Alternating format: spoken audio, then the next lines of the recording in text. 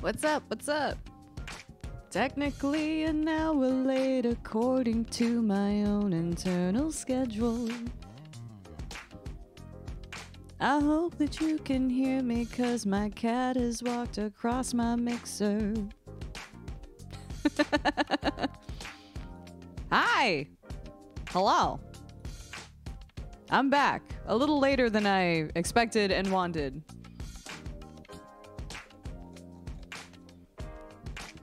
But when the moon is waxing,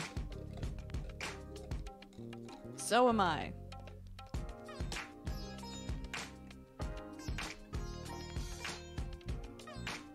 That reminds me. Oh, turn on my heating pad. And stream with the heating pad on. One, because I'm cold. Ugh. Two, because it is the time of the monthly uterine revolt.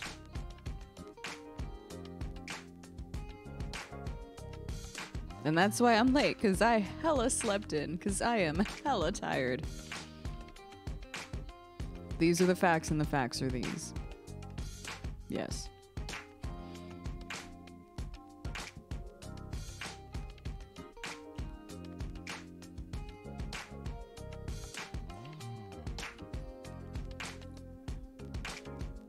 How's everybody doing today?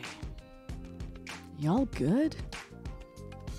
It's not like I'm about to start streaming when there's a very important American football match happening within the next 25 minutes or so. Not like any of that's happening. Oh! Allow me to take a sip from my gorgeous Film Joy tumbler, by the way, which is available at catawampus.inc.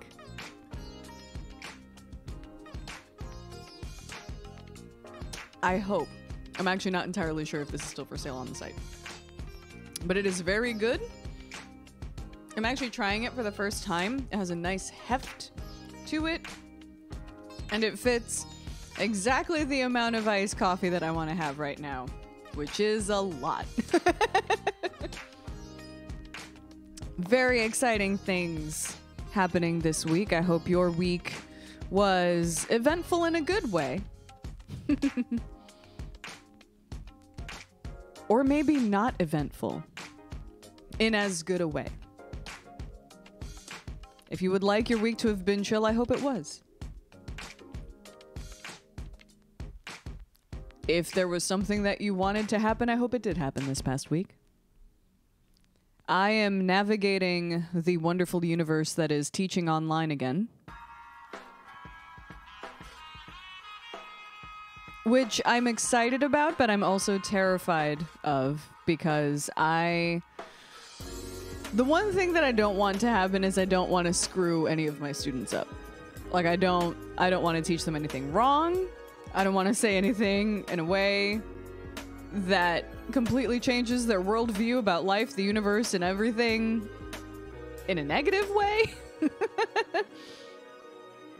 And I hope I want to make sure that I'm teaching them the right things, and they're taking away the right information, and they're not just doing a bunch of assignments for the sake of doing a bunch of assignments and earning a credit. Like, I'm still as burnt out as I kind of was by the profession a little bit, and then as like cynical as working in the game industry then made me a little bit. Like, there is still that part of me that's just like, I want to change the world, and I want to teach a bunch of people stuff, and I want to teach people things, because I know when I learned them, I learned how to see the world in a different way. So I hope I could do that for other people.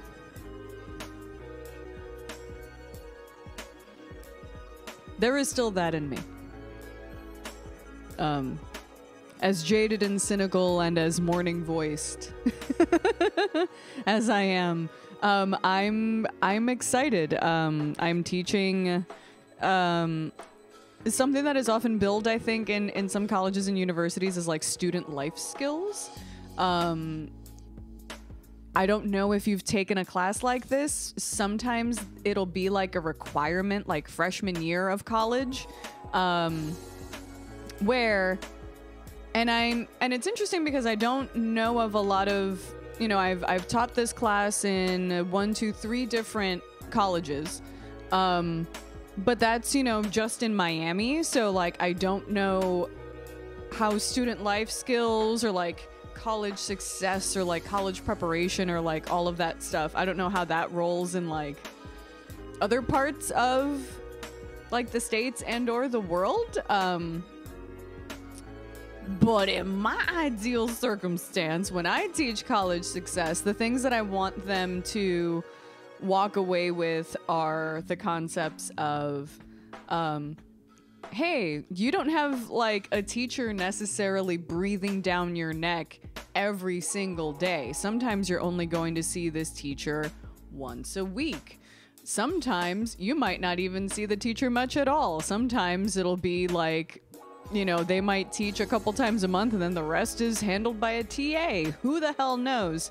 So when you move from high school to college, a lot of the stuff that I struggled with, and then I know that other folks struggle with too, is the idea of like, okay, I'm on my own and I have to like make my own schedule and find the motivation within to get all of the things done that I need to get done. So like one of the things that I try to focus on is feelings of like self-efficacy and like you're, you know, feeling like you have the ability to do this and make this work. Also like helping them how to figure out what their best scheduling and planning system is, how they like taking notes, how is it that they themselves like to learn, and then how do they make that work for them in the service of receiving all the knowledge that they're going to get in this wonderful, fine collegiate experience. But also, like, this might be the first time that folks are, like, living out on their own, and sometimes there are some kids that are not, like, familiar with the cost of things or the idea of, like, holding down a budget and, like, not messing with your credit. And like I came from a time where there would be credit card companies like on campus, you know, and like you could get easily roped in, especially as a teenager, and especially if you had like any kind of like financial assistance going in. It could be very easy to feel like mad invincible around money at that age. So like setting them up with some good things vis-a-vis money, and time budgeting, and also like trying to detangle a lot of the stuff that they might be hearing about things like self-care and mental health, and hopefully not kind of getting them out of a potentially like uber consumptive model of self-care that's like, I'm just gonna buy bath bombs and cure my depression. No. Boy, if that helps, sure. But otherwise it's like actually like learning how to take care of yourselves and not like burning yourself out, and like please feed yourselves well. And trying to keep like, you know, more of like a body positive, you know, sort of model with things. Like just like, this isn't about trying to like win any kind of sorority pageants or anything. This is about like, how do you fuel yourself so that you can take on life on your own, y'all? And when I've taught the class in the past, one of the cool benefits of it, but also one of the like scary things about the class, is that I was teaching it in a college where high school students, and now I think sometimes middle school students, are taking college level classes. So it's not like I'm teaching this stuff to 18-year-olds, or even like 19-year-olds, or even, you know, folks that are, you know, maybe late in life taking the class, and might need help navigating student life success. But I'm teaching like teenagers and sometimes like middle school aged folks about this stuff. And honestly, I'm really, really happy that they're getting it then, because I feel like if I would have had some of this info, like in high school as I was preparing for college from like an academic perspective, I probably think like those first couple of years, you know, trying to get used to like living on my own and all of that stuff would have probably gone a little bit better. But yeah. Middle schoolers taking college classes? Yeah. Like, hustle culture trickles down to the point where like you need to make yourself be an attractive person to colleges starting in middle school now. It's wild out here. It's wild out here, Rev Ben. Also, thank you. Welcome in. Yeah, that's insane. I thought taking them in high school was pushing it. No, there's like, it's like basically like my hope is that when all of these decisions are getting made to put these kids in my class, that it is done. Yeah, same. I was also that AP class kid. I didn't take too many of them. I did take a lot of honors courses and like some AP classes, but I didn't take an AP class in anything that I wasn't like 1,000% confident that I could get like a 4 or a 5 in. Like, I'm not taking like AP Chem. No. None of that. Not even like the AP. No, I did take AP American History, I think. Yeah, I think I took AP American History and AP English, because nerd. I was a writer. I was a writer and a theater nerd. So of course. Oh, and AP Environmental Science. And I loved my teacher for AP Environmental Science. He was the best science teacher on the planet. He was one of my inspirations for like, if there's like a Mount Rushmore, or like, they're not all dead, but if there's like a bunch of like force ghosts behind me when I teach, he is one of them. It was great. Like, I would walk in and he had wonderful handwriting and would have like both whiteboards just filled pretty much with like the outline of how the class was gonna go that day, and then he kind of just went down the, I mean, am I gonna say this was like pre people using PowerPoint to a great degree? Kinda. I think people didn't really start using PowerPoint. I didn't see a lot of people using PowerPoint a lot to teach a class until I got into college. So this literally might have been, also it was Miami-Dade County Public Schools. So who knows if we would have even had the funding to be able to get the computers with which to staff a classroom so that somebody could use PowerPoint. We were definitely doing math over projectors with not even the dry erase, the wet erase on the acetate sheets. That is how we were rolling back in my day. And then when we went from chalkboard to dry erase boards, whoa. There were some classrooms that had dry erase boards, and there were some that still had chalkboards. And that was great, because then when this one, teacher's pet with really good handwriting, got like permission to write something on the board, writing on a whiteboard with a fresh dry erase marker, scented.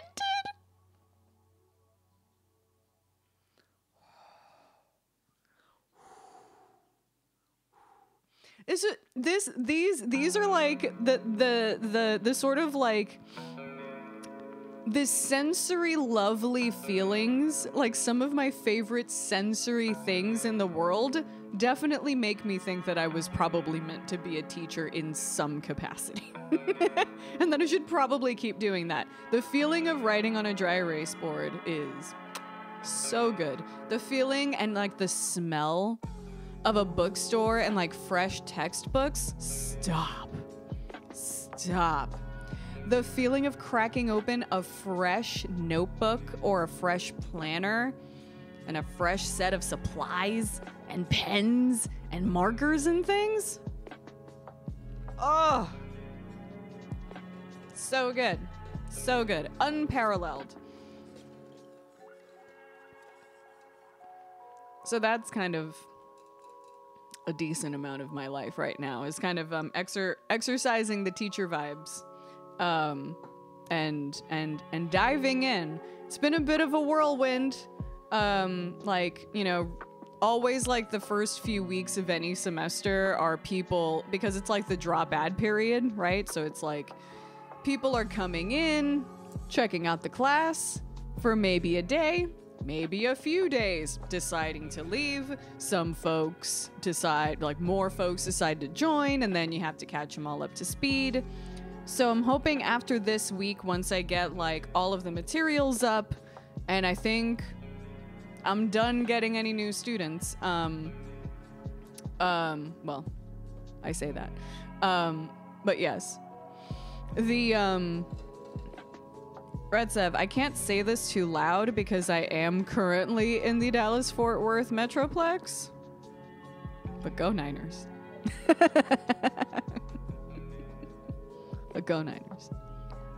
Yeah, so I think this week my goal is to get some supplements up for the students, because I'm realizing that some of the high, like seniors and juniors who've done a decent amount of like remote instruction already, and then also like have had to deal with this during the pandemic, etc. Those folks are pretty good at just like looking at a course, seeing that there's assignments, going through the readings, whatever, and being kind of self-directed. There are some other folks that are like, hi, this is the first, because think about it, middle school, high school, you know, even like, especially now, there are some places that are like a lot more in person than virtual, especially in Florida. So like, you know, there are some folks that are like, this is my first virtual class experience, I need help. And so in the spirit of college success, like if there's any class that's going to be like especially handholdy, it's gotta be this one, right? So I want to make sure that like my goal is to make it, and I know I can't control this, but I want to make sure that people don't wince whenever they think about my class. They think about like, all right, sick, all right, cool, like, what are we gonna learn this week? Like, it might be a little bit challenging, but like the supplements are fun, and you know, the assignments are interesting and relevant, and like I don't want people to like freak out about my class ever at all, no matter what it is that I teach. That's one of the things that I'm so over now. I used to be one of those people that was like, well, I had it hard when I was a student, so you have to be taught that it's going to be hard when you're a student, so I'm gonna, you know, be like kind of strict, and you know, kids these days, you know, are too lackadaisical about their education and blah blah blah. Like, I used to kind of be that teacher and be like very like Lisa Simpson, Leslie Knope about it, like in the bad way. But now I'm like, hey,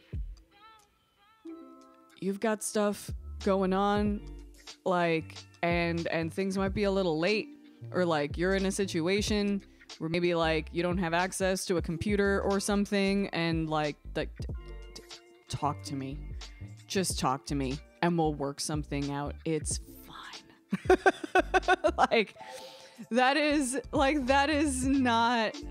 so not who I am anymore. Like there was one time where I found out that like I found out that my professor, my mentor, so like I held him in very, very high esteem, was teaching my class one day, and like he took over for my class one day, and like I got emails from other students about how disrespectful the class had been while he was there, and like while I wasn't there, like other students were complaining about how like disruptive the class was, and I was like, whoa,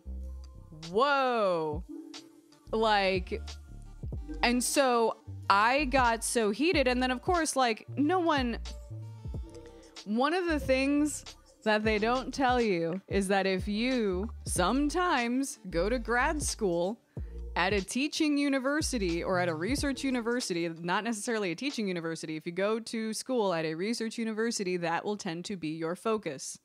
How to write good research, right?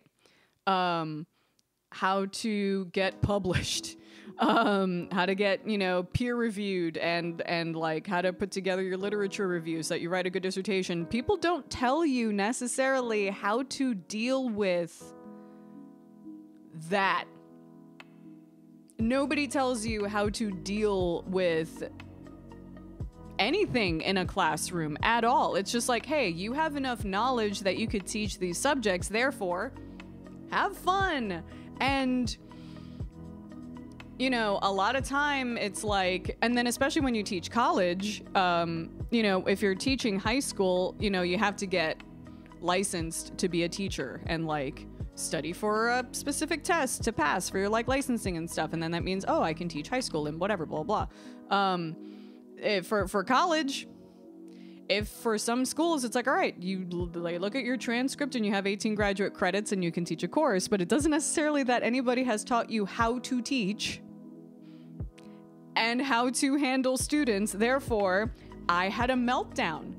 I was so incensed that I had a meltdown to the students, and I felt so like physically angry that I couldn't teach. Like I kind of cried a little bit. I was so angry because I was like, I thought y'all were better than this, and two, y'all are acting up in front of the person who's literally in charge of whether or not I graduate. Like, ugh. And so I did not handle that well, and I'm sure that I probably got some really shitty teacher evaluations that semester because I did not handle that very well. But to be fair, to Retsev's point, if it was bad enough that other students were complaining, but also my professor did too. But when like other students were like, yo, this is bad. I did not handle it well canceling the class that day and like freaking out on them because like, I wasn't aware of this, like thing at the time when I was in like full berserker mode, but like, yeah, people specifically made it a point to like fit this into their schedules and like drive to school to have a class with me, and they did not. So they're like, holy shit, like, why did you make me waste my gas then? Which, fair point. But also don't be dicks.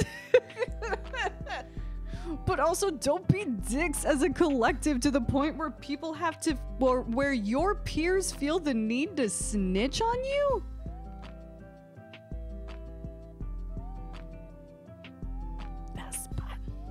That's bad. So I'm a lot more chill of a teacher now. I'm a lot more chill. Yeah. So that's kind of like the world I'm occupying right now, is sort of like as I have healed, so has my teaching style, thankfully. And I feel like they're going to get like that kind of rigor from a lot of teachers, and I'll prepare them for that, but like I don't have to be that. No, I don't have to be that. So yeah, feel a great weight off my chest having shared that. That's like one of like my least proud moments of my teaching career. Actually, it is my singular least proud moment of my teaching career is that. Everything else is like, like, oh, you live, you learn, whatever. But that one is like, oof.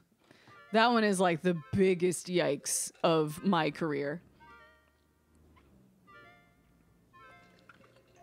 But my proudest moments of my teaching career are, and this is kind of like the thing that I miss about in-person instruction,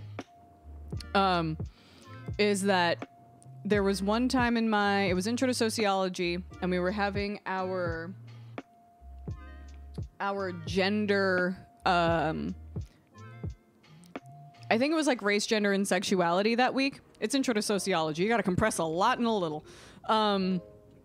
Race, gender, and sexuality. And what I did for the particular class where we talked about gender and sexuality and gender presentation, et cetera, I showed up to the class in drag, in boy drag, and I just sat in the audience and just chilled, you know, and even gave like a couple of like, you know, head nods and like sups or whatever to like a couple of the students. And then I got up from the front row and then walked to the podium and started teaching. And people, oh man, the looks on their faces, they were so good. That is one of my proudest moments. And then that, I believe, led one of the students to then ask me to be like, hey, so like, you know, the LGBT organization is holding a drag night. Would you like to host? And I'm like, I've never been more honored. I've never been more honored to do anything in my entire life. So like, which is kind of wild considering how drag is currently being maligned nowadays. The fact that in like, I don't know, in like the 2012, 2013, I was hosting a drag show put on by students and like supported by the university, with students in drag and like awesome drag artists, and they were fabulous and they were so good, and people were throwing dollar bills and it was awesome. And I need to bring her back. I went in girl drag. I hosted in girl drag my first time, and it was basically just like literally a like Spirit Halloween Jessica Rabbit kit. So with the dress and then the purple gloves, and then I still have these like clip-in extensions that were red to match my hair. So basically I could have Jessica Rabbit hair, and I had them professionally put in. I went to a salon to get my hair done for this event, okay? I took this seriously because it was, okay? Big glitter silver hoop earrings. So, you know, just a little upgrade. Like one of the only times I've ever worn false lashes because they feel like caterpillars on my eyeballs. And it sometimes sucks so much to wear false eyelashes, but I'm like, I can't not do it to them. I have to. I gotta come correct or not at all. And so that plus so think like Jessica Rabbit with the tattoos, so extra choice, and then like a black waist cincher underbust corset with stones on it. She was the 1 and the 2 and the 3. She was Miss Rita Syllabus, which I love, and I feel like I need to bring Miss Rita Syllabus back. That is Rita, first name, last name, Syllabus. So Rita Syllabus. That should be Dr. Rita Syllabus now, actually. Because she got her doctorate, so.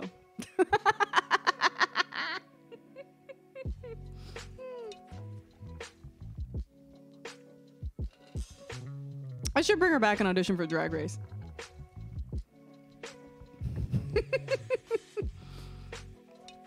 And then it's just a full teacher theme. A full teacher theme. That'd be great. Retsev, you know I love a pun. And when it comes to puns, it's like, what is often better than a drag name for like just a perfect pun. You know what I mean? It's like, so good. It's funny. I love a pun name as a drag name. I love drag names that are also just like very elegant, like Nicole Page Brooks, like just luxurious, multi-named situation. But also one of my favorite drag names of all time is Karen from Finance. And just like the vision, it's just like the perfect branding, just like contained in a name. It's so good. Aw, Seth, thank you so much. Happy to see you here. Hello. Also shouts to Zell, Retsev as usual. I have a punny name for you. Bard Paladin combo. Gospel. Gospel. Gospel.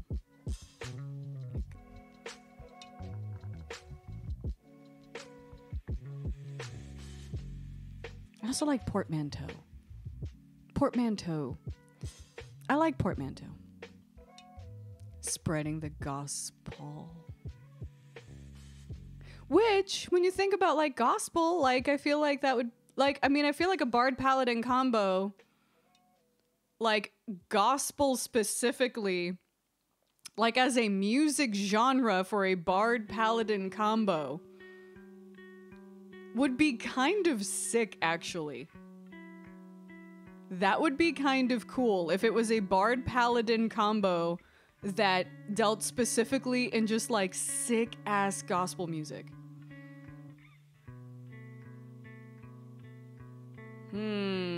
That's kind of cool, Retsev.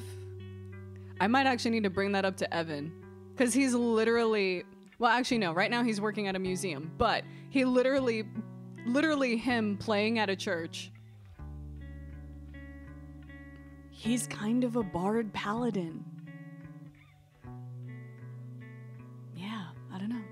What are we talking about? Oh gosh, we've been talking about everything. I talked for a very long time about my career as a teacher and my greatest and not so greatest moments as a teacher. And one of my proudest moments as a teacher was hosting a drag show. So that's how we got onto the topic of drag and drag names, which then led to puns, which is now leading to D&D. That is how the train of thought, choo choo choo, got to the station, Seth.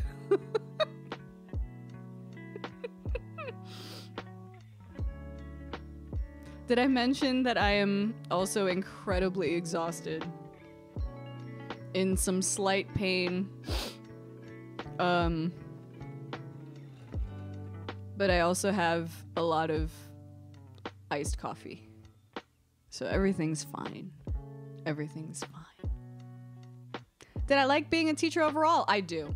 Evan was telling me the other day, because I am currently teaching a class now online. Virtually. Evan has said, like, I like teacher Elisa. Like, as soon as I get into like teacher mode and I start talking about the things that I want to teach, it's like I can feel myself lighting up a little bit. I love teaching and the act of taking information, digesting it, and trying to figure out a way to present it in an entertaining way, an attention-grabbing way, but also in a way that will stick with students. And then, you know, here's the challenge, like, regardless of learning style and whether they're folks that enjoy more of an audio experience or a video experience, or there are, you know, folks that, like, are cool with just, like, reading some text and, you know, being self-driven that way. Because that's also, like... there's a lot of overlap in that with like producing a show and producing content.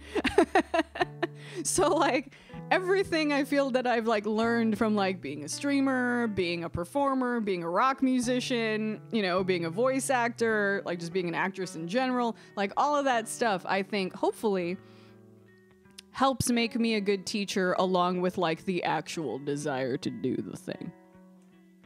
Because boy, nobody goes into it for the money, do they?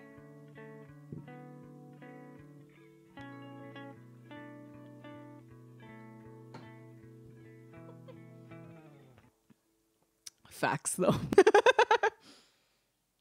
But yeah, I do enjoy it. And like the fact that like students could be like freaking out and like I have not like I have the power to do this, but like I could be the person to tell them like, hey, it's cool. We're gonna get through this experience together and you're gonna learn some stuff. And hopefully it's some stuff that you'll take with you. And maybe you won't thank me later. But hopefully, if there was one little thing that pinged in your brain that came from this class, then I will have done my job. That's it. That's basically it. So that's kind of the space that I sit. What I don't enjoy is all of like the administrative stuff, right? It's like, why do I have to grade papers?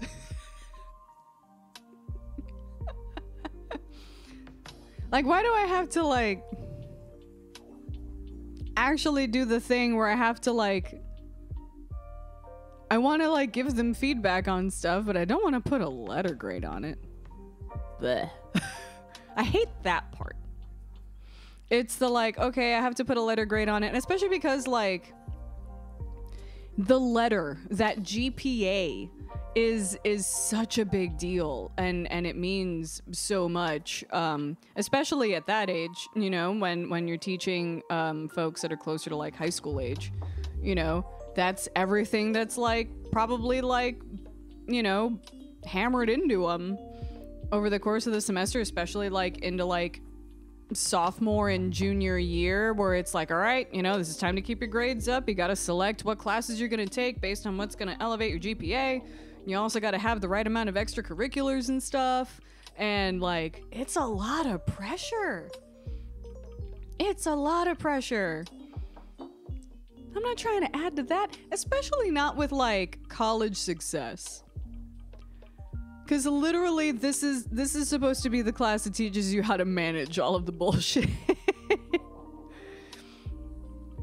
So, like, I'm not trying to, like, freak them out, like, right out the gate. You know? I gotta, like, give them a spoonful of some sugar to help that medicine go down. Oh, but really, like, it's not, yeah. Yeah, Seth. It's about learning and not passing. Like, and it's hard. It's hard. Speaking of college success, most important key is coffee. Be right back, gotta make some. Honestly, like, that's gonna be part of the sort of like health and kind of general wellness chat. You know, like not feeling pressure to feel like you have to engage in the same coping mechanisms as your peers.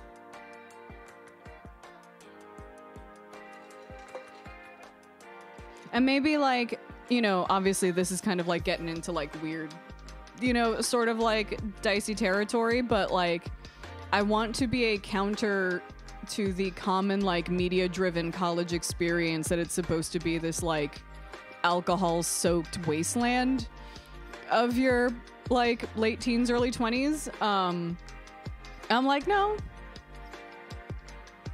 you can still go to parties and be sober and have fun. I did it. And like you don't have to engage in like fraternity and sorority culture, and like that's if you don't feel like that's your vibe, don't feel like you have to engage in it to have some sort of like complete college experience, or like because your parents did it or whatever. Like, you know, I want to be a voice for folks that might be feeling a lot of pressure to like treat college like some sort of like achievement list that they gotta like hit. They feel like they gotta like platinum college. Like, no. All of these side quests are absolutely optional. Like, try a bunch of things, but like, don't feel like you're having like a failure of a college experience if you don't like spend every weekend blackout. You know what I mean? Like, yeah. But coffee. One of the things that I'm going to teach them is that, like, while coffee does invoke water in its creation, it is not a replacement. Water is involved in making coffee, and water is involved in a lot of the things we both eat and drink. Not necessarily a substitute, though. That is one thing that I want to relay, because boy, did I not get that memo in college.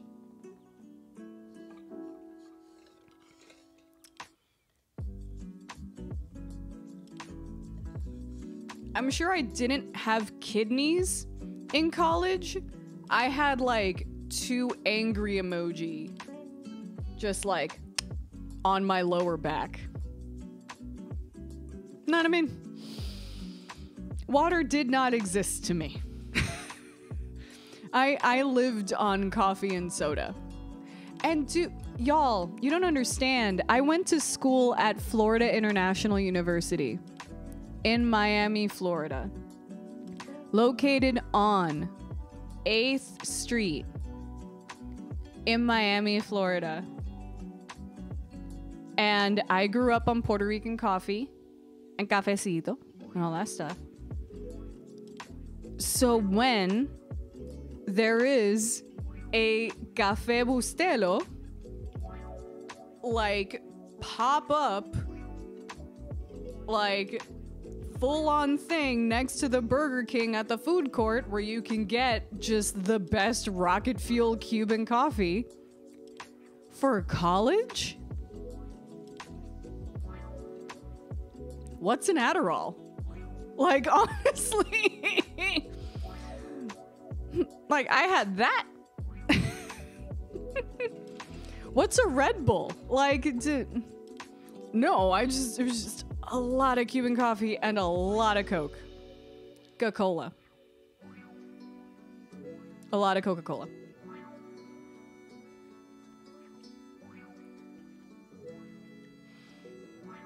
I'm pretty sure there is an alternate universe where my kidneys just like got up, burst through my back, and just walked away and just said, you know what? No, enough. We're out.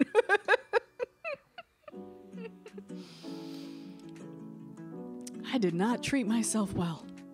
I did not treat myself well back then. No. So that's one of the things. So much Coke that even in tabletop RPGs I could not accept Pepsi. No, I have to roll for is Pepsi okay, and it oftentimes is not. This was, I don't know if this is still a thing. I bet it still is. That I think colleges would do deals with either Coke or Pepsi to carry their products at the university. So there would be times when I don't remember if FIU might have been a Coke school, because I do remember, I think, drinking more like Dasani and Powerade than Gatorade. But like I still talk about things in terms of like, oh, they're a Coke school, or oh, they're a Pepsi school. In the sense of like they only carry Coke products or they only carry Pepsi products. That is how much I have a preference for the two. And actually, it's not that bad. If you give me like a fountain Pepsi, like from a drive-thru or something, like from T-Bell. T-Bell is a Pepsi school. A fountain Pepsi is usually fine. I just kind of I want it syrupy if I'm getting Pepsi. Because if it's a Pepsi that doesn't have enough syrup in it, then it's like it really tastes like nothing to me. Coke tastes better to me. That's it. But yeah. So I did not treat myself well in college.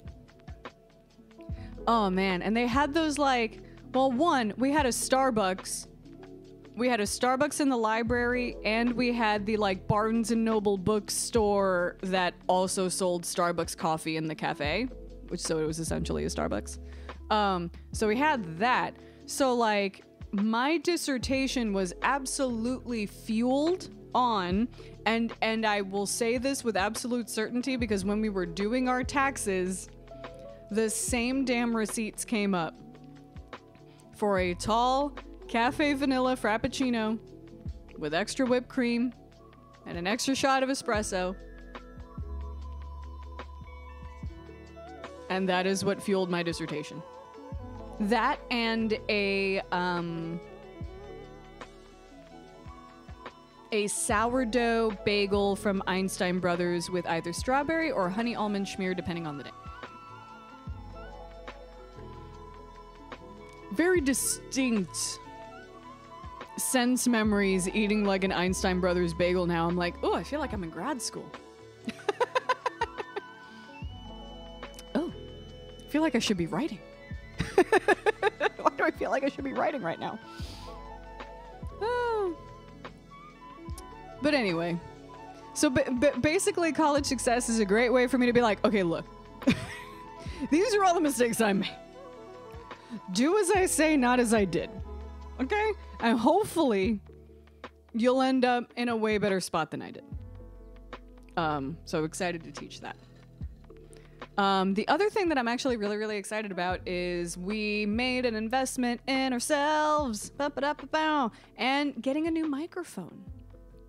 I'm still going to use this one because I definitely have an affinity for holding a microphone, and I miss doing that from like a stage performance perspective.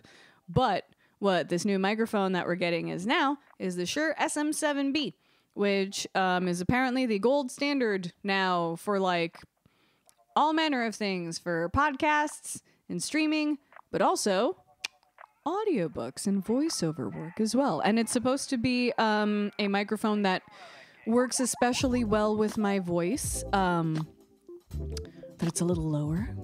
It's a little deeper. Maybe. And maybe it'll boost some of the highs that I have in my voice. Because I have a couple of audiobooks that I have to read in March, which I'm super excited about, but like I better make sure, because I'm not going into a studio to record these. I'm doing them all at home, so I got to make sure that like the mic we have is okay, but it's a little hot. So like in order to record, that is the heated blanket actually that I've left to dry, but we have some foam, and then usually we have this blue packing blanket behind me, and basically I'm in a cave back there with some Christmas lights on, thankfully, to make it a little more cozy. I'm in a cave, right? And that's good for when I'm recording auditions, or like I'm doing like a half-hour session with VO. Thank you, Redsa, for the reminder. We literally have oat milk. I just need to actually remember it, because it's in the back of the fridge behind the other stuff. And then, yes. But because I'm in that cave, right? That's probably good for like an hour session or whatever. I can't foresee myself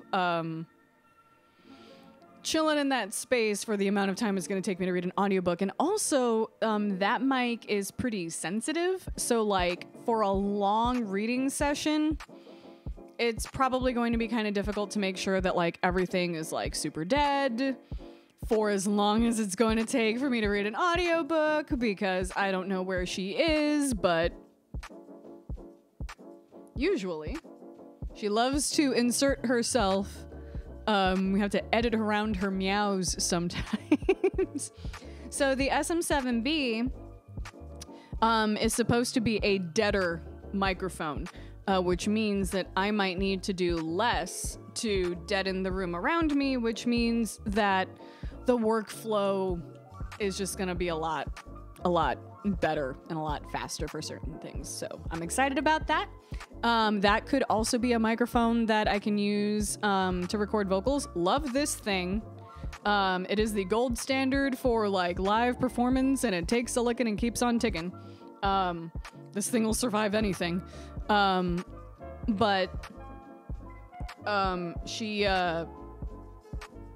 She's not that great for recording vocals for like an EP. So hopefully that microphone will be good for that too. I think for recording vocals though, we might actually go into a studio, because Evan is literally like, the mics are good. It's just literally feeling comfortable enough in the room for me to sing as loud and as angrily as I would like to. Which I don't feel like I can do in this apartment. She could have her own EP. Okay, so here's a story of what Ruby does.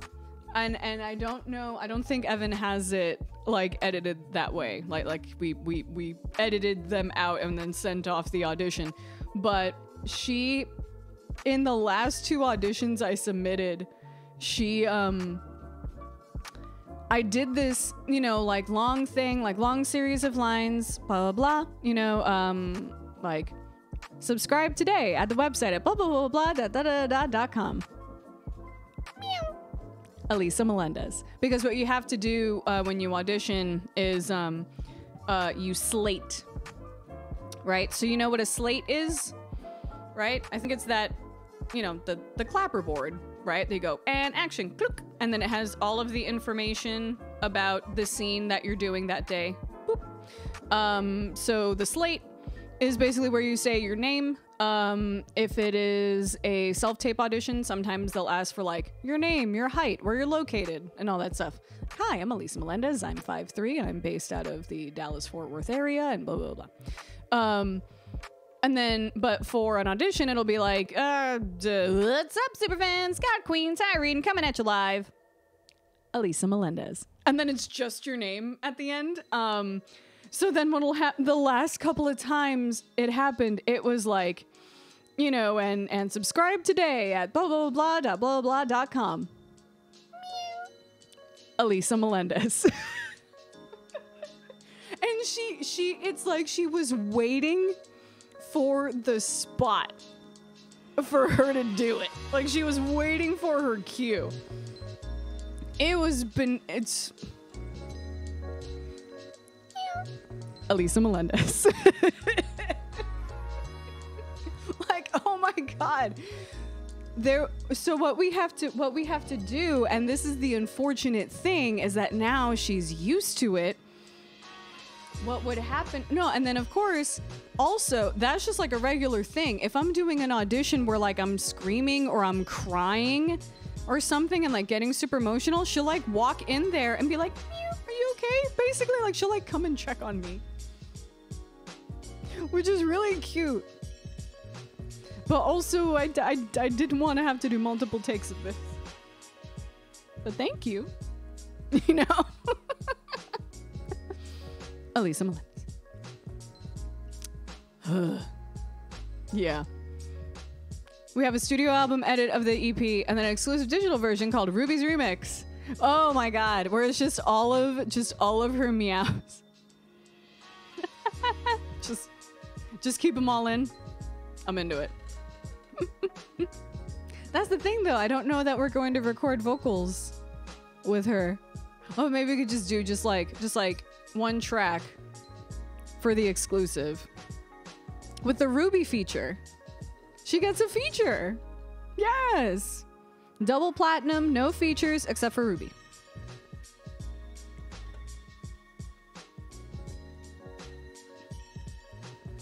Ooh. We're coming up about an hour on live time. And this might be a good opportunity to take a quick little break so that I can walk my walk and not just talk my talk and refill my water bottle. And I'll be right back. But while I'm away, have a think. It's been a minute. Heard any good music lately? That new Miley Cyrus is pretty good. I like it. We can talk about that when we get back.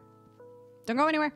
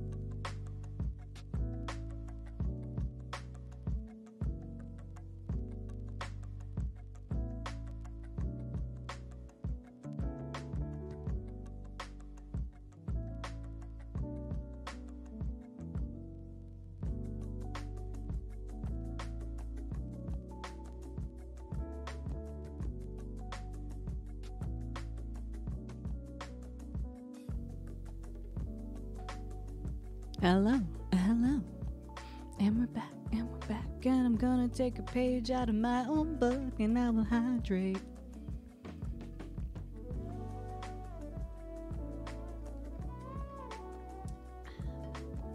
Let's see. I'm listening to a Japanese band called Bish.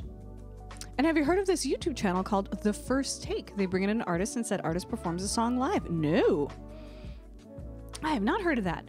Sometimes you get awesome collabs. Sometimes you get acoustic versions of songs that wouldn't otherwise exist. Ooh. But mainly you get introduced to such a wide variety of musicians. Some really popular ones in there too. That's really cool. I haven't been keeping up as much as I would like to.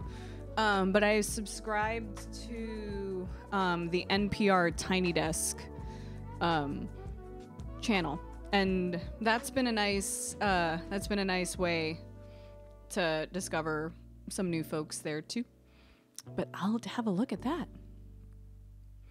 Seth, listening to the same old, did come across some new Disturbed songs. Very cool. Sweet. There's I feel like there's like another, I think it's like BBC One or something, but like they have a show. It's like I think it's called Like a Version. Where it's they come in and bring artists specifically to record and perform a cover. And I want to say it's oftentimes in a genre that like they themselves do not necessarily occupy. But yeah, it's very cool. And so here's the thing. Here's the problem. Is that I have a couple of my favorite streamers, Dan Reichert and Anthony Fantano, will often go live at the same time on Friday nights. And Anthony Fantano has New Music Friday, where you literally just sit in a room and he's like, all right, what new stuff came out on Thursday? Because usually a lot of music releases on Thursdays and Fridays nowadays.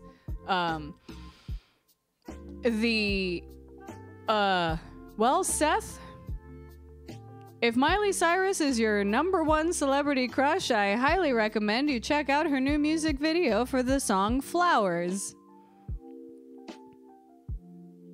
She is great and looks great. And if what is alleged about things about the video and the symbolism therein, if all of those things are true, then I like it even more.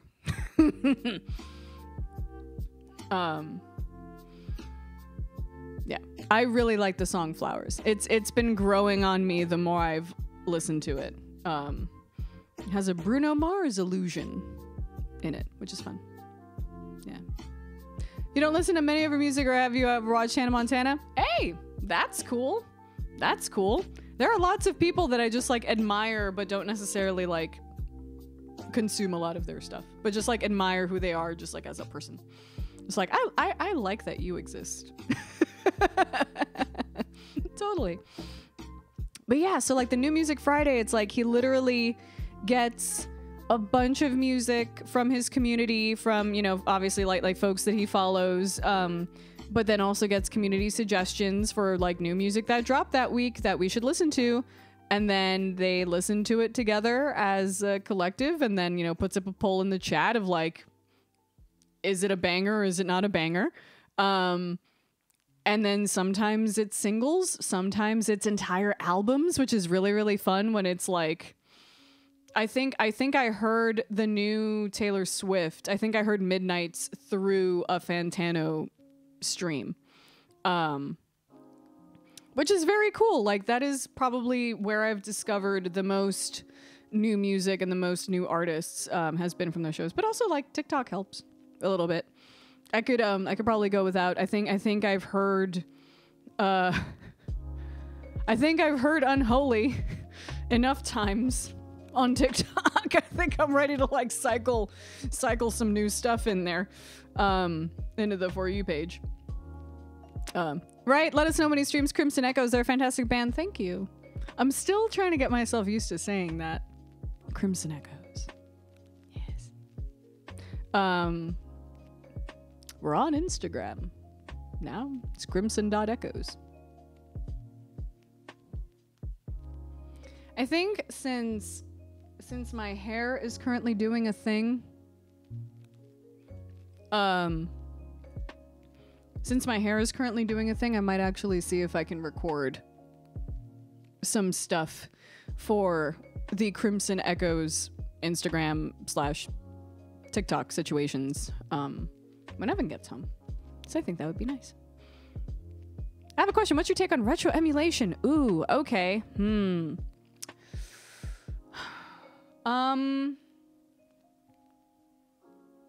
I think that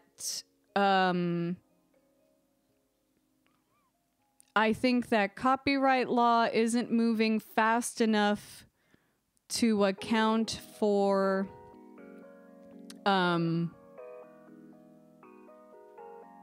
allowances for that sort of thing, especially vis-a-vis game preservation. Because one of the things that will worry me is that we're creating so much content and we're creating so much art, and then it's just gone.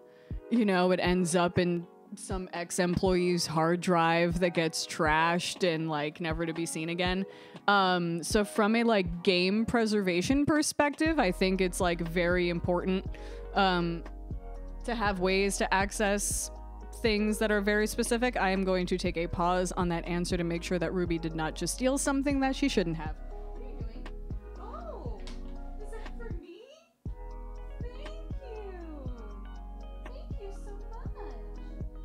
You want me to throw it? So she found this. She loves finding like Velcro cable ties. She found this one under Evan's keyboard, and now she wants me to play fetch with it. Okay. All right, let's go.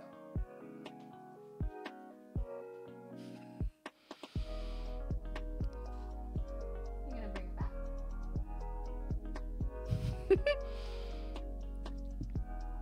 Yeah, so like vis-a-vis emulation. Oh, thank you. Thumbs McGee. Thank you for the follow. Yeah, retro emulation is a very complicated thing vis-a-vis IP law and copyright, and making sure that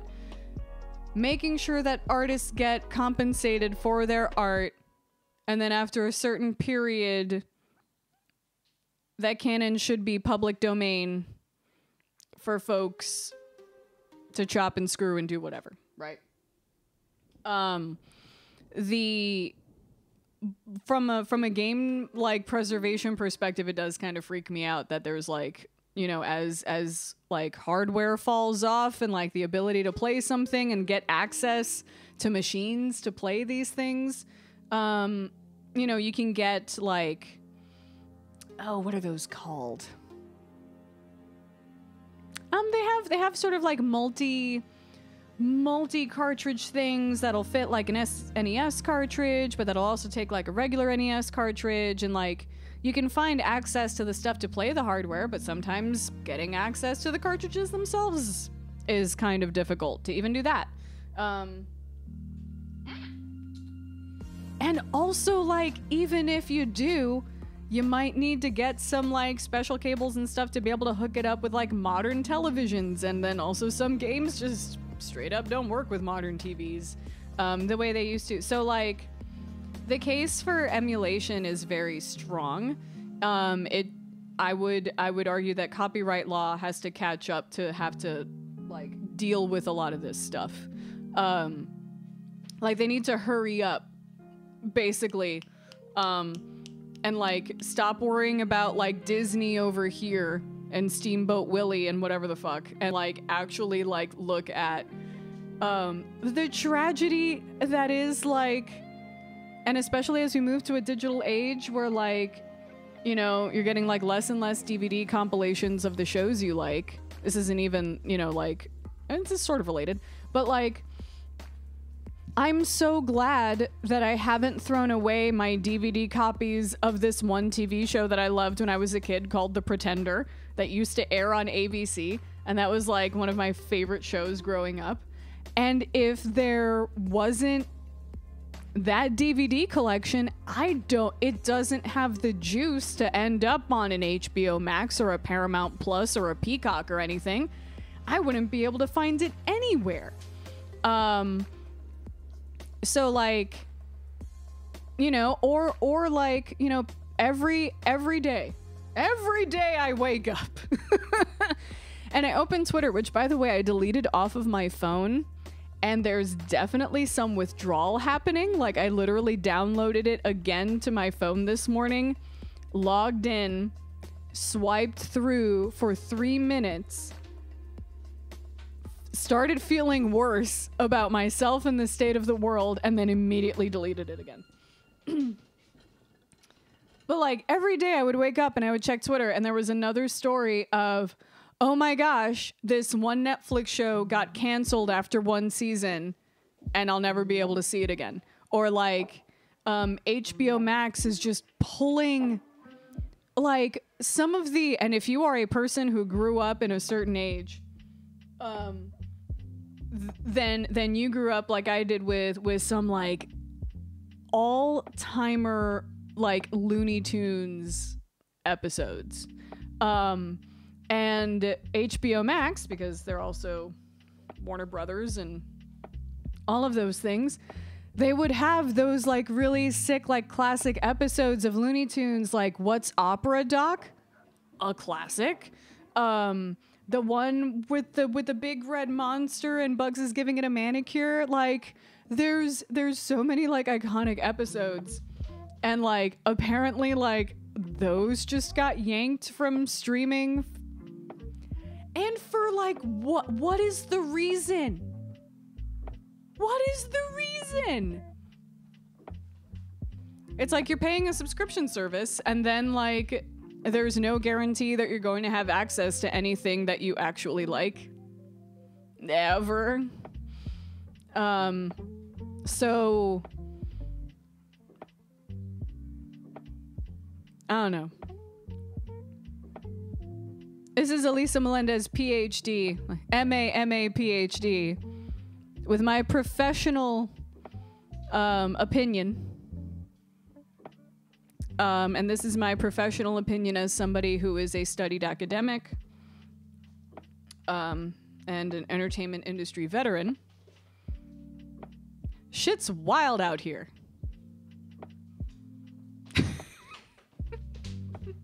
Shit's wild out here. Man.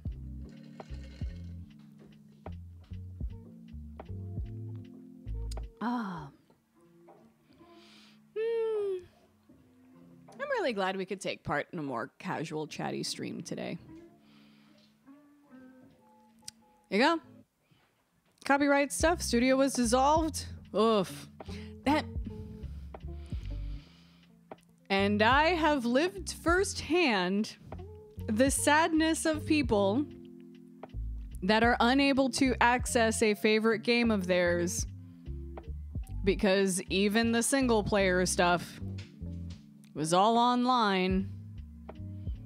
And so once the servers went down, you can't play the thing you like.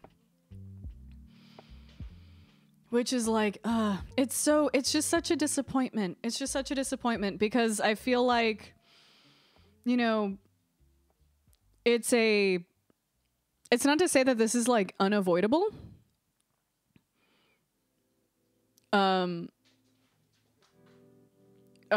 It's not to say that it's unavoidable, but there was like a lot of systemic bullshit that very clearly needs to change in order for this to not be a system that punishes consumers for like falling in love with something like a lot and wanting to have it forever. Yeah, it's just tough. It's tough. And, you know, thinking about like copyright stuff and running out of licenses, it's like we are living in a vastly different universe than the 1800s and the 1970s and even the 1990s and the early 2000s when, you know, when Napster kind of helped usher in a lot of these conversations about streaming and copyright and all that stuff. We're living in a completely different universe right now, and stuff has not caught up to that reality. And unfortunately, until people get their act together and or the politicians are paid by the right people, we're not gonna see we might not see any meaningful change for a while in that regard. I think it's also going to take a lot of people that are like, you wouldn't download a car. You know, a lot of people that were around maybe when even the 1970s legislation was written. When those folks in those seats of power can also catch up to the current generations, I think we might also have something there, but it might take a minute. Might take a minute. But yeah. And it's wild. It's really weird seeing like the expansion and contraction of all this stuff.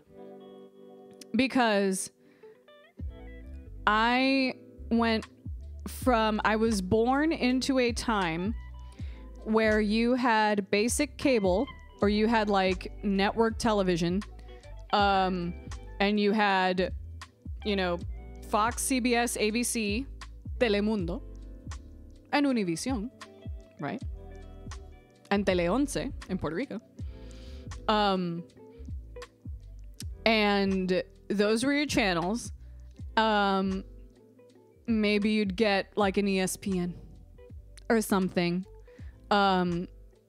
If you paid a little bit more money to your cable company. But then like HBO and the Disney Channel were the two that I remember seeing, and MTV, seeing big ads for, where you call your cable provider and tell them that you want MTV. Call your cable provider and tell them that you would like to add Disney, the Disney Channel, to your package. And like you had to call and ask for specific channels one at a time, premium channels to be added to your shit. Then it was like, oh, you just get the one big package of a bunch of TV stuff, and then you add a premium package for a certain amount a month, and then that has your HBO, your Showtimes, you know, all of those channels added onto it, right? And then that just became just like a thing. Those channels just became a thing that came with your cable subscription, and like you barely had to bat an eyelash about it. And then once like DVRs and stuff started coming into fruition, then it was almost like, wait, this is too much. I want to be able to like select only the stuff I want. And people were complaining, oh my God, a bunch of channels and nothing's on. That was the big complaint. 150 channels and there's nothing on TV. And then also DVR being like, oh, not only can you watch this A, whenever you want, but B, you can fast forward through the ads. Then it was like, wait, hold on. What if we do all this shit over the internet, still make them watch ads? So then you had a bunch of people cutting cable because you had 200 channels and nothing's on. Let me pick, back to the 80s, the specific channels that I want. Let me pick the specific channels that I want. So it's this like expansion and contraction of like, now you have to pay for your MTV. Now you have to ask, you know, for your Disney Channel separately with Disney Plus, you know, kind of vibes. Which then like now then becomes, you know, then I became the person who's like, well, I don't want to subscribe. I don't want to have to open up 15 different apps piecemeal every time I need to watch a specific series. I wish there was something that consolidated it all together. Hulu with Live TV Plus. Then you got, you know, the bundle with Disney and ESPN and Hulu all together. And like, now we're getting back to this sort of like, now we're moving into a more sort of like cable-esque bundling of things again, just exclusively on the internet instead of bunny ears and a CRT. So like,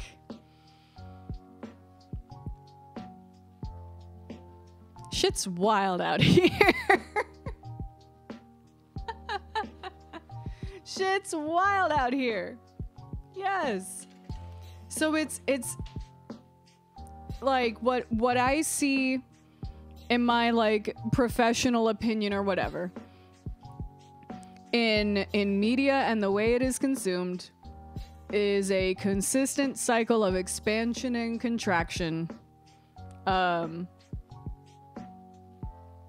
which especially correlates with you know, who it is in power and the particular sort of like culture wars of the day and what it is that we're freaking out about this time. I kind of see that with like AI and chat GPT. We're going to see a lot of people like freaking out about it, rightfully so. Then we're going to see people freaking out about it like, we're going to see a huge rush towards this new technology. Then we're going to start seeing an expansion once people realize like, oh, we didn't think about all of the implications of this because we're forced to take STEM classes and nobody took a sociology class and didn't think about like, oh, how this might affect like literal people. And then we're going to find a kind of middle ground where people will accept more artful, like regulated uses of a technology with some wild extremes, and it's just going to be like incorporated into a lot of the way we do things right now. So like I feel like it's the similar way that digital audio workstations, or DAWs, went on the vibe, where it's like people are like, no, fuck you, you're not using real instruments to make music, so this music is inferior and it's not real and this sucks, and like this is going to replace instrumentalists and vocalists. It hasn't. It does make it easier for more people to make art, and supplement where they otherwise cannot, and would otherwise be prohibitive. And now a digital audio workstation is more like a tool that you can use as much or as little as you need. And then the audience gets to decide if your use is shit or not. So with AI art super sucks, because once again, the Digital Millennium Copyright Act did not foresee any of this happening. AI art trained on people that have not absolutely consented to use is trash. Straight up. Like, art is labor. Entertainment is labor. That's one of the things that I hope that we can get into, and hopefully see like this generation kind of push more towards, is the idea that like art, like all labor is skilled. There's no such thing as like unskilled labor. Like, just because you're not doing data entry and you're painting something, like, doesn't mean that that's not work. And that doesn't mean that, like, your years of experience and your talent shouldn't be accounted for. Like, there's that story of it, like, there's a story of, I think it was Picasso, right? I'm sure you could probably interchange the artist, but the idea that, like, Picasso doodled on a napkin, took him like 5 minutes or whatever, and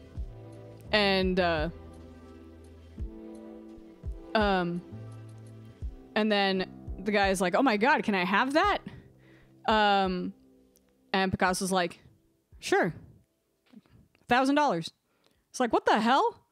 That took you like 5 minutes to do on a shitty napkin. It's like, yeah, but how long have I been at this and practicing so that I could do that 5 minutes on a shitty napkin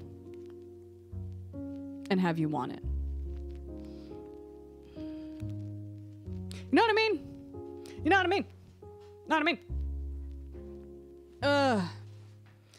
Woof, the problem with art and consent is a feature of the internet. When something's out there, it's there forever. Bad actors do whatever they want with it. Unless the people in power can, like, literally do something about it. I am, as a sociologist, I find myself equally annoyed and disheartened by, like, once you sort of see what it is, like, that's happening, and, like, you see the systems in place that enable something to happen, you're like, well, there are certain ways to fix this, but it is such a systemic issue with so many moving parts that I doubt we're gonna get there without some, like, seriously radical shit. Or it's going to take a long time, and what folks call, like, digital natives actually being in positions of power to handle this stuff, and folks that have like seen and lived this reality that can understand like literally how serious this is, that artists aren't getting paid what they're worth, period. And now you're just making it harder. Like, this was already bad. Hey, wholesale virus. Not retail, baby. We are paying wholesale prices. Hello, just running through to drop this resub. Love your face. Oh, thank you. Hope your day is good. Gonna go play Tiny Tina's now. That's all. All right. Please enjoy. Please enjoy. And then, of course, as Retsev points out, because capitalism, not to mention all of the peeps who have invested interest in keeping up the messed up system as it is. Because when you're trying to sell an app to something to a bunch of people with a bunch of bajillion dollars, all that matters is how many people are using it and not how. All that matters is your daily active user count and not what they're doing. Details. Details.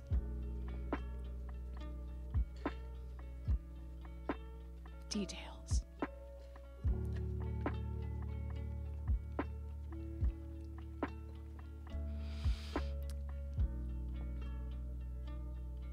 This isn't supposed to get depressing.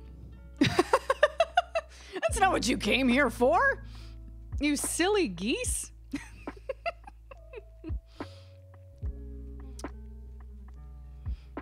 Realtalk.com over some lo-fi as the sun slowly shifts over my face and makes this impossible. She stopped chasing the cable tie now. Hi, baby. Who's a Ruby? Who's a pretty girl? Who's a precious bean? You're so precious. Love you. She's great. Always random discussions here, always chill. Okay, cool. All right. Well, as long as, like, you know, talking about the despair of, like, living in a capitalist society or whatever, in the, you know, enjoying late stage capitalism in the middle of a global pandemic. As long as we can enjoy these conversations over some light lo-fi, you know, I think we're fine. It's like people read all the dystopian novels and watch all the dystopian shows used as a blueprint. They're like, yeah, RoboCop, that looks cool. Yeah, Minority Report, that looked dope as hell when he was doing all the stuff with his hands. Let's do that.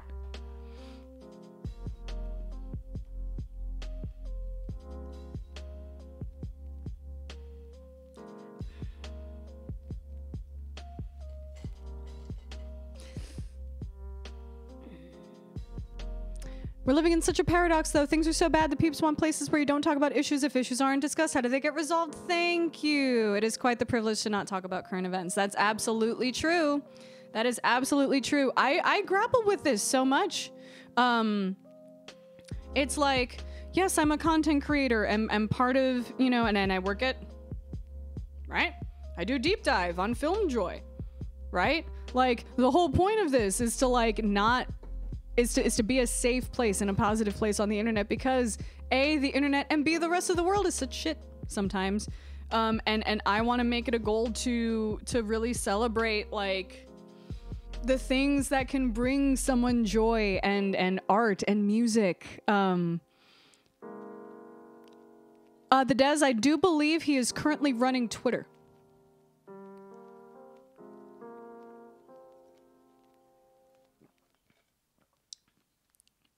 Except he has negative charisma to pull it off.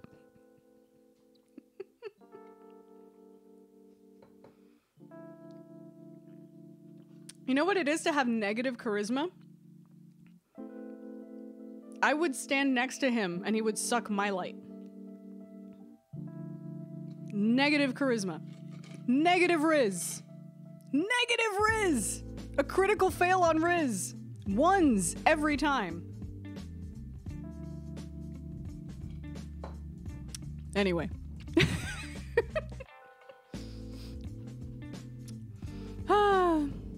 I do think we have a good balance here. We've got Rocksmith streams to chill too. These Sunday streams to talk about whatever. Yeah. Yeah. I dig it. I dig it. Now that I am teaching, I'm trying hope to never find anyone who does. Like, there are a lot of people that see Handsome Jack and they're like, that's the guy. There are people that see that's my lunch alarm. There are people who see Jason Bateman in American Psycho as the hero. There are people that see Jason Bateman. Jason Bateman? That's not. Jason Bateman's the actor. I'm not putting that on Jason Bateman. I'm sure Jason Bateman's a sweet man. Christian Bale in American Psycho, the character that he plays. Patrick Bateman. Patrick Bateman, not Jason. Poor Jason. I'm sure he's been through enough.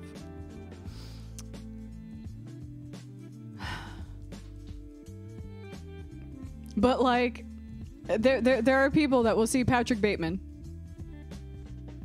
and be like, he's so ripped and he has really good business cards. I want to be like him. He has a good skincare routine. I want to be like him. Yeah, even after discovering Jack locked up his daughter and pumped her with so much iridium that she'll die if she stops using it. Yeah, that's just... Can't make an omelet without breaking a few eggs, am I right?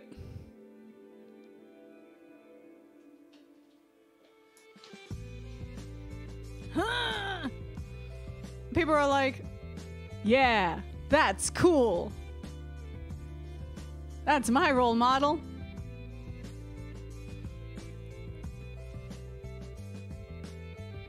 Like Tyrene is such a badass, and I'm like, yeah, man. Daddy issues. This is an example of how to not treat your like confinement, abuse, and family issues and trauma.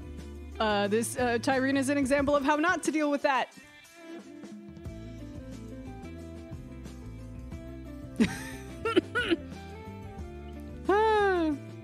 Her weakness was she cared too much. She cared too much. Yeah. It's just sometimes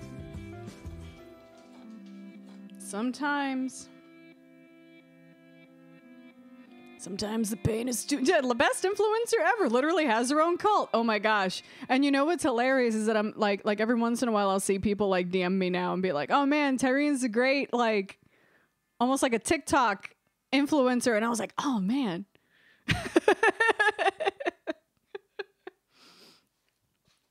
Maybe if we would have held the game on. It's like, if Borderlands 3 came out like a year later, then it would have been 2020. And that would have been actually kind of wild. But like, yeah, the best influencer ever literally has her own cult. And I'm like,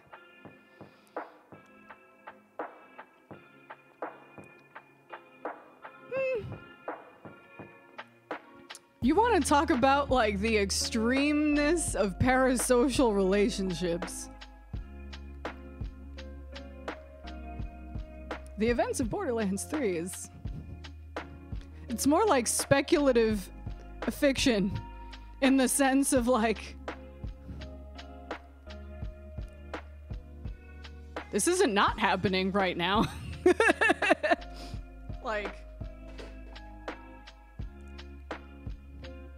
She asked a cult member to blast off their own leg. There was no hesitation in that order being carried out. Like, that is the literal extreme of someone like quote tweeting someone to like unleash their following onto them, right?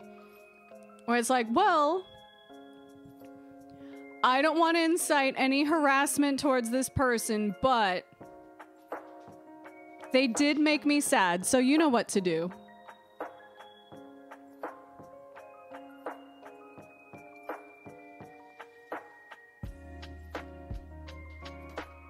I mean,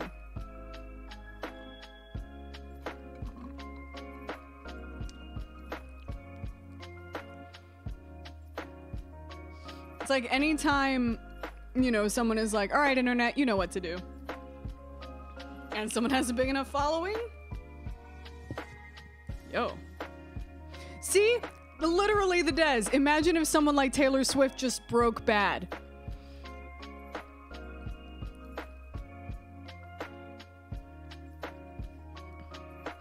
There would be a non-insignificant amount of folks.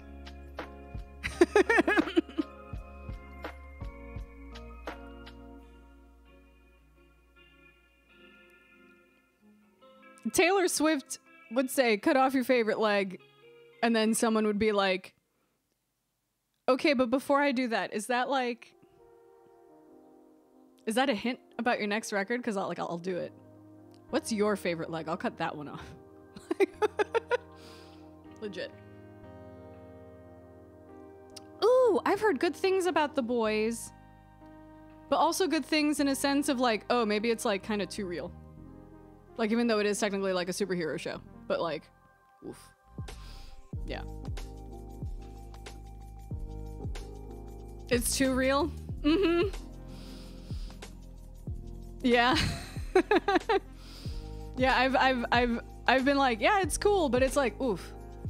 It's like when sometimes someone is like, oh my god, you worked at a startup? How have you not watched Silicon Valley yet? And I'm like, because I worked at a startup.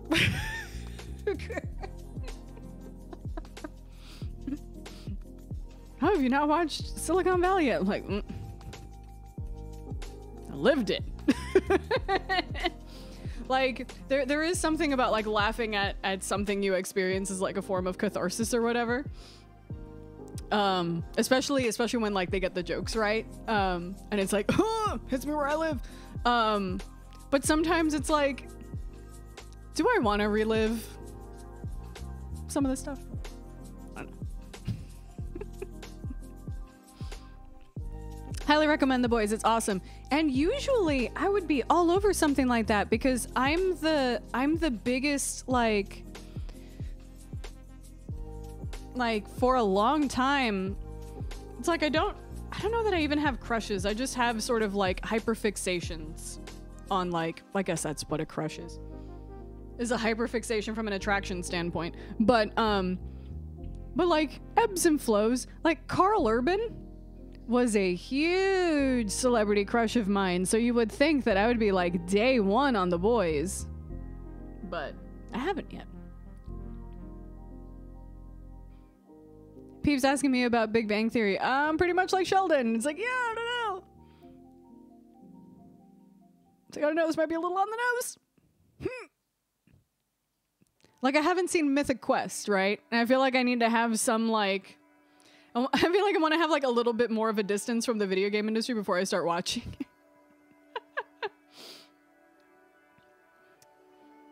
I think that's also on Apple TV Plus, and I don't know if I get that, actually. I think I do, because I do have, like, the Apple stuff. Oh, yeah, that's the other thing, Seth. Like, great show to binge on since there's 3 seasons. 2023 is the year that I figure out how the heck I watch things now. Sometimes if I think 3 might be like my limit on some things. If it's a reality show like Taskmaster, which if you're a fan, gosh, how would I even describe it?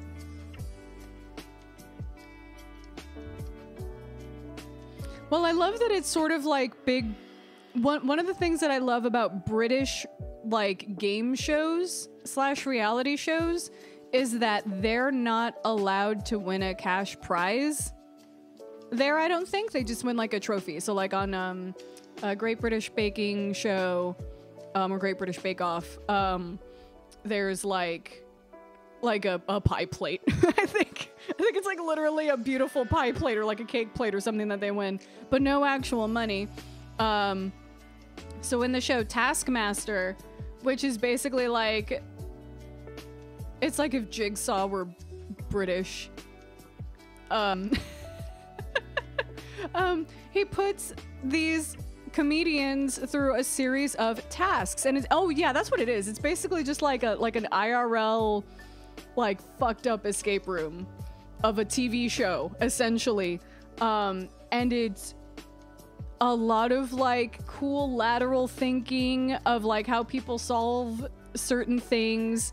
But Taskmaster is on its like 14th or 15th season. Once I discovered I loved that show, and like I watched like one episode that someone was streaming on it like during the holidays, and I was like, oh my god, I love this show. I need to watch this show. I found out there've been like 15 seasons. The way that my brain works, I say, well, it's going to be a reality show, right? So there's no story that I'm missing necessarily if I pick it up on like, you know, wherever it is that I picked it up. Cool. But I don't want to start on season 1 because if something has been around, especially something like a game show has been around for 15 seasons or whatever, I gotta think that at some point they really hit their stride and like have made such vast improvements over the life of the show that it might feel kind of like a slog watching like the first few seasons. So like I decided, it's like, all right, we're just gonna start this at around like season 11, you know, and start there, because then it's like, all right, it's like 12 episodes a season, 11, 12, 13, 14, 15. So, you know, each episode's like about an hour. So it's like, okay, there's enough, like, there's a nice, like, long runway of content for me where I don't feel like I'm doing homework because I'm, like, waiting for the show to get good. But there's still enough for me to watch that then I'm not, like, sitting there by the end of it that I'm like, all right, now I have to wait for the next season to tape, air, and then hit streaming so that then I can then watch it. I hate being in that situation. I hate that. So, like, I try to time it out so that, like, there's kind of always a backlog for a show like that. But then when it's something that's, like, narrative and scripted, if it's more than 3 seasons for me to catch up, then it's like, ugh. Then it feels like I'm doing homework in order to consume content for, like, to what end? Right? Like, so that I can, like, have a decent conversation about this thing or feel like I'm a part of a thing or whatever. Like, for that, I'll do what I do with a lot of shows, which is just read a lot of plot synopses on Wikipedia and review sites, and then be able to have a conversation about it necessarily without a lot of the upfront investment. I'm not gonna start a podcast about the TV show on just a Wikipedia page, but like in terms of like understanding and being able to have a conversation about something, like, regardless of my involvement in it, because my friends like it, and, like, I want to understand how my friends like it, I don't think I need to, like, watch all 5 seasons of something in order to understand why my friend is a fan of JoJo's Bizarre Adventure. Although that one, I did pull JoJo's Bizarre Adventure as the example for that, but that one I feel like I almost need to watch because there are so many music references in it.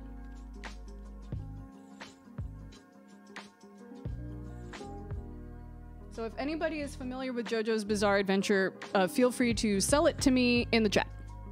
Ruby. Ruby. Hello, baby girl. Over here. Yes.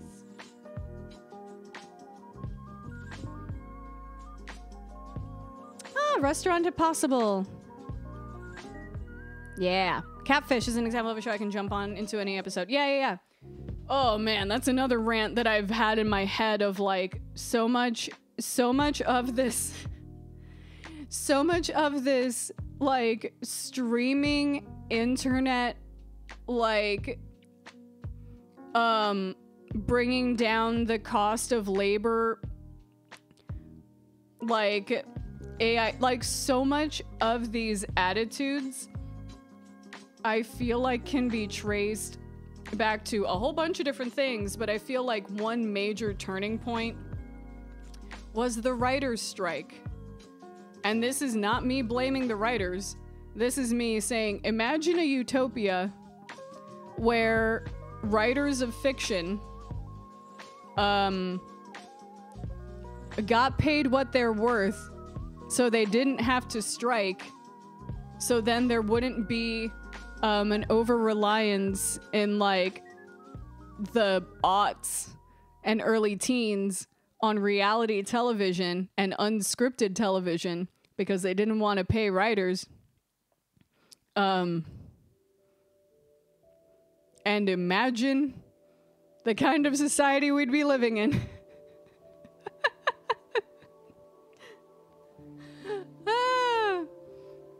Imagine the utopia we'd be living in if writers got paid what they were worth. And then we didn't have, and then also that's, oh God, there's just so much sociology. There's just so much. And then what ends up happening is that when people end up consuming media primarily through things like social media, through things like TikTok, through things like unscripted reality TV, then it feels like everything is looked at through this low budget lens, and then like everything is low budget, or like then everybody gets this like how much could an animated TV show cost to produce? Like $10.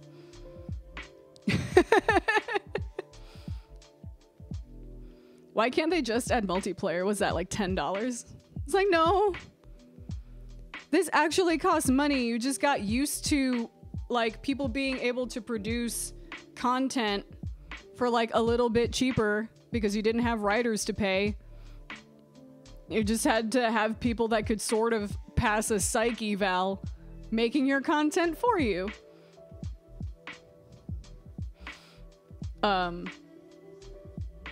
So now, with unscripted reality television plus social media content being a primary form of things that people consume, it leads to people like treating any scripted entertainment as also real, which is, I think, that plus parasocial relationships is like why I think there might be some like weird attitudes about shipping too.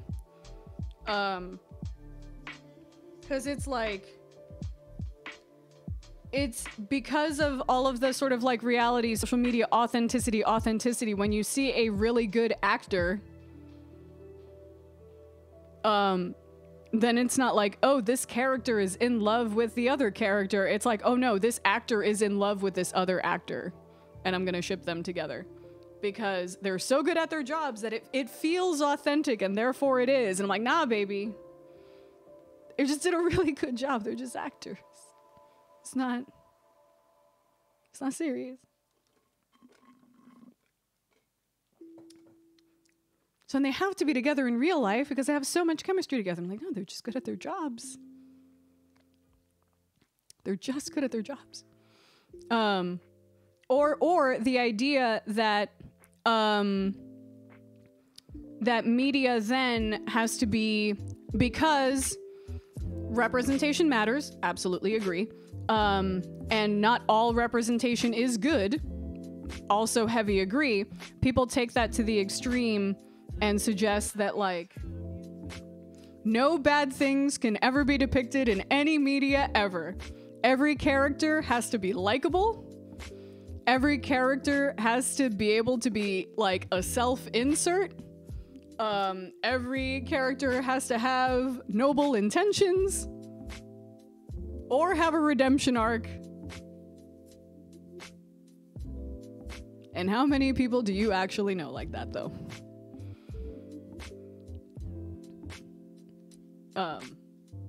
And how much of your life is actually like that? You know? Like no upsetting thing can happen ever. 'Cause then it's problematic. And it's like, not not necessarily. Like not everything has to be sunshine and rainbows all the time. Because life isn't. And there's a lot of like not.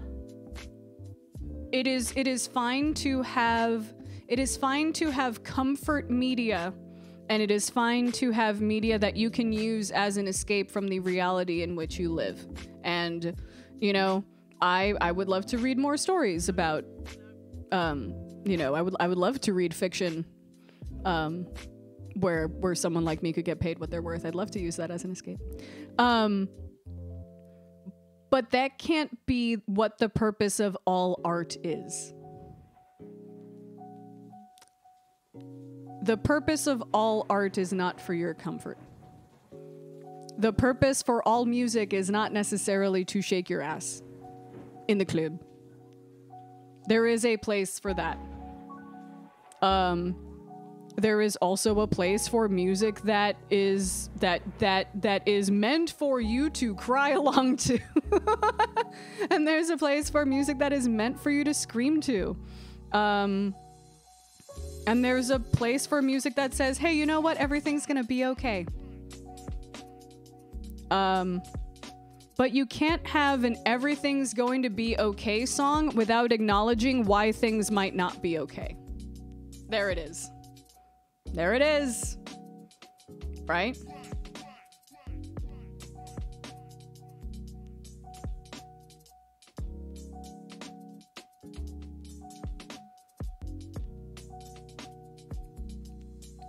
Yeah. Yeah. And it's hard for me too. Like I've gotten myself like watching things, like even sometimes it'll like come up on Deep Dive, you know, where like we'll be watching something and we'll be like, oh, we don't like that this unpleasant thing is happening in the movie. And it's not so much that we're saying that this unpleasant thing, like no unpleasant thing should happen in every movie ever, but like there are probably ways of showing that someone has a penchant for violence without necessarily having to show said violence. On screen, things can definitely be severely implied or happen off screen. Or like there are things that don't age well. But sometimes I find myself like feeling uncomfortable about certain things like that. And it's like, yeah, well also like this person is an awful human being. And like sometimes you have to show that. And not just like tell somebody that they're an awful human being. Like sometimes they have to like perform certain actions that kind of illustrate the character. I personally love a content warning moment. Like I would be the kind of person that would look up I want to say that there's a website called like literally Does the Dog Die? Right? Where I could like look that up and be like, all right, hold on. There's a puppy in the poster. Is this going to end poorly for the puppy? Like, yeah, I'll look that stuff up. Certain things that might have happened in my own personal life, I don't necessarily need to like see that happening like on screen reflected back at me, right? So I'm into that. But like, I like the idea of like, I don't want people thinking like, oh, I don't want a content warning on my stuff, so I'm going to like not do anything or whatever. That's how you self-spoil a story? Not necessarily. If it's literally like, hey, the dog's cool. Like, all right, then I'm chill. There are also like certain stories that I don't necessarily mind like having spoiled for me, depending on like the content. I don't quote unquote like spoil myself for movies where like I know I want to feel the surprise. Like I do kind of think that Glass Onion was kind of spoiled a little bit for me, but that's also because it's like literally a mystery, and that's like partially the point of the movie. So like for that kind of thing, I'm kind of like, that is kind of a spoiler. But if it's like, it's not a spoiler to me to think that like you know, eventually everybody like gets a relatively happy / bittersweet ending at the end of Top Gun Maverick. And there's like hella dog fights and like an okay soundtrack or whatever. Like I kind of sort of know like what the plot of certain things are going to be. Not necessarily a spoiler because I could be like, well, I want to know how they deliver that in like the cinematography and all that stuff. Like at that point I'm like, all right, director, show me how you display that in your unique, cool way, right? Like we know how Titanic ends. We know how Titanic ends. Now Jim Cameron, you show me how you're gonna stretch that out into 2.5 hours. You know what I mean? Miss Ma'am, can I help you? No. We're going to tell Daddy to clean up his desk when he gets home, but you are not the person to do it. No, you're not. That's not your job, baby. It's not your job. Your job is to sit here and get pets and look cute. That's right. Right, only James Cameron could figure out how. Yes, Red Stuff, I would actually love that shared. That'd be great. I think we have a movies and TV Discord. I think. Or like a what you watching place in the Discord for that. I think that would be a good resource actually for a lot of folks, so that'd be good. And also the dog one. I should probably post the dog one there too. Be like, hey, we're talking about spoiler alerts and content warnings, and hey, this might be useful. I still have not seen Avatar 2. There are a couple of movies there are like literally 2 movies in my head and my heart that I feel like I either didn't watch them with the right people or in the right seat or in the right version of it, because Mad Max Fury Road didn't hit me as hard as I thought it should have. And like the first Avatar didn't hit me as hard as it should have. Like to the point where like people getting excited about Avatar 2 and just like Avatar and like the fact that there is like an Avatar situation at Disney World, I felt personally gaslit. Because I was like, I didn't get any of this like from a like motion capture perspective, like, oh wow, that really is Sigourney Weaver in there. Holy shit. Like a little bit. But like in terms of like story, cultural impact, I was like, I was one of those people who was kind of shitty about it and was like, oh, this is Fern Gully. Oh, okay.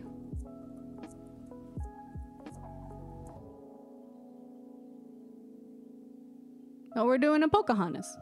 Okay.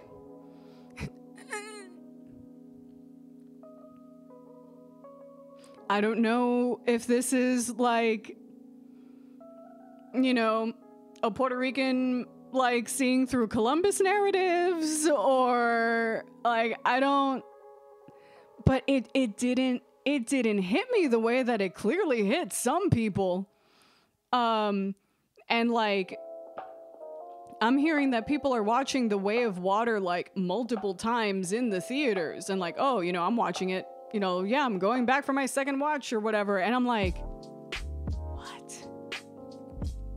Did I miss something? Like, I feel broken. Like, I feel broken for not having attached to this thing the way that some folks have.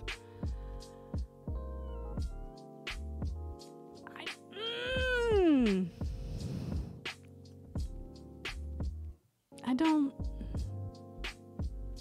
know.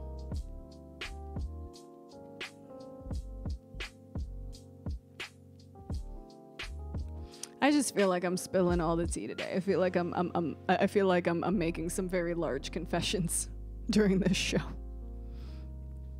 I have another confession to make. I literally have no idea to do what with these shows after.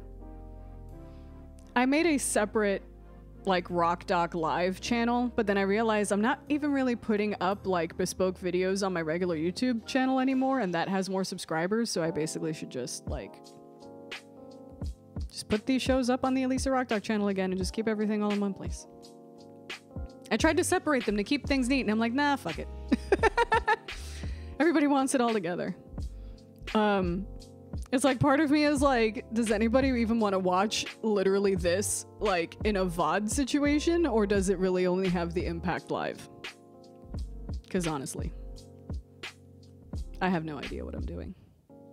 I started like a stationery and like bullet journaling and like planning, handwriting, art, Instagram account. That's where I am. I am throwing spaghetti at the wall, content-wise, at this point. I feel like I've been confessing a lot of stuff today. That's the one thing, right? I say any of this on Twitter. I say that I didn't get the Avatar hype on Twitter. Get eaten alive. But not here. It's just between us, okay? Just between us. Deep dive, Elisa's Life Edition. I mean... So, like, I don't know if you were the kind of family that, like, had family mottos or whatever. Or, like, just a thing that, like, your family always kind of said. Like, some advice that a loved one or a family member would often give that kind of sticks in your head. This'll be an adventure. You know, like, this'll be an adventure, you know? And never a dull moment is the other big one. So between, like, this'll be an adventure and, like, never a dull moment, that's basically, like, integrated in my brain in terms of like how I find silver linings and joy in almost everything. So I essentially grew up with like my deep dive glasses on all the time. I've lived my life with my deep dive glasses on. And that's kind of like literally what I call it sometimes. It's like, oh, well, hold on. Okay, let me watch this with my deep dive glasses on. Before I say anything, let me just, before I get too like shitty and judgmental about something, let me put my deep dive glasses on. I'll be like, okay, with my deep dive glasses on, I can appreciate blah blah blah blah blah blah blah blah. With my deep dive glasses off.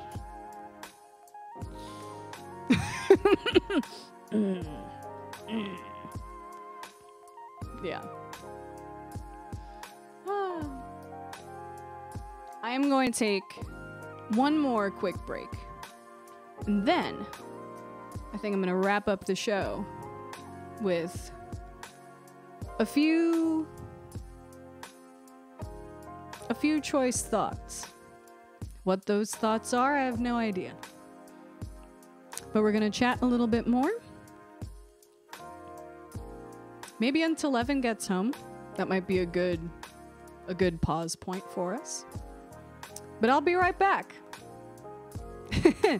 And while I'm gone, you tell me, what is the TV show, the movie, the album that you were like so hyped and excited to see, or like that got so hyped for you, and then as soon as you consumed it, you're like, I don't know what this is.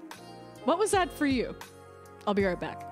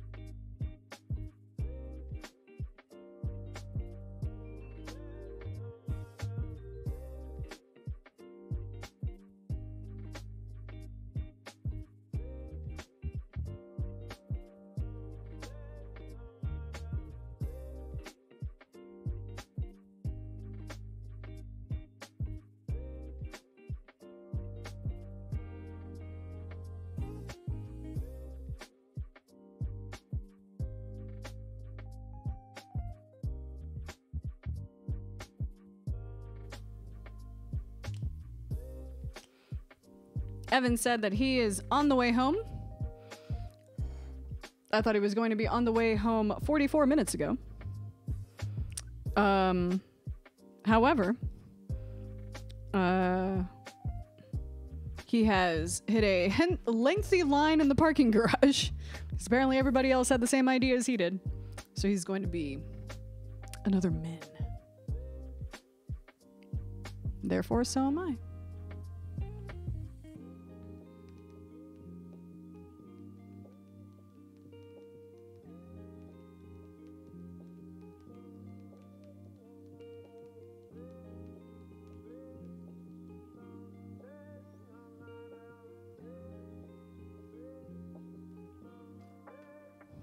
As I send a text. Hello, Mrs. Rev. We'll say one good thing about Avatar: the world building and creature building were beautiful. Absolutely. Absolutely. Yeah, it's just really weird to like, it's just really weird, like, the internet operates in extremes. And I think that anybody who had my opinion, thank you, Retsa, for the update, actually. That's like probably like literally where I'm gonna go in about 15 minutes is to find the game and start watching. You want to talk about charisma. You want to talk about Riz. Joe Burrow. But that's a whole other story. There is... Some people think that folks are attracted to confidence, and then that's all they hear, and then that's all they work on displaying. But it's when you are that confident because you are that good and you know it.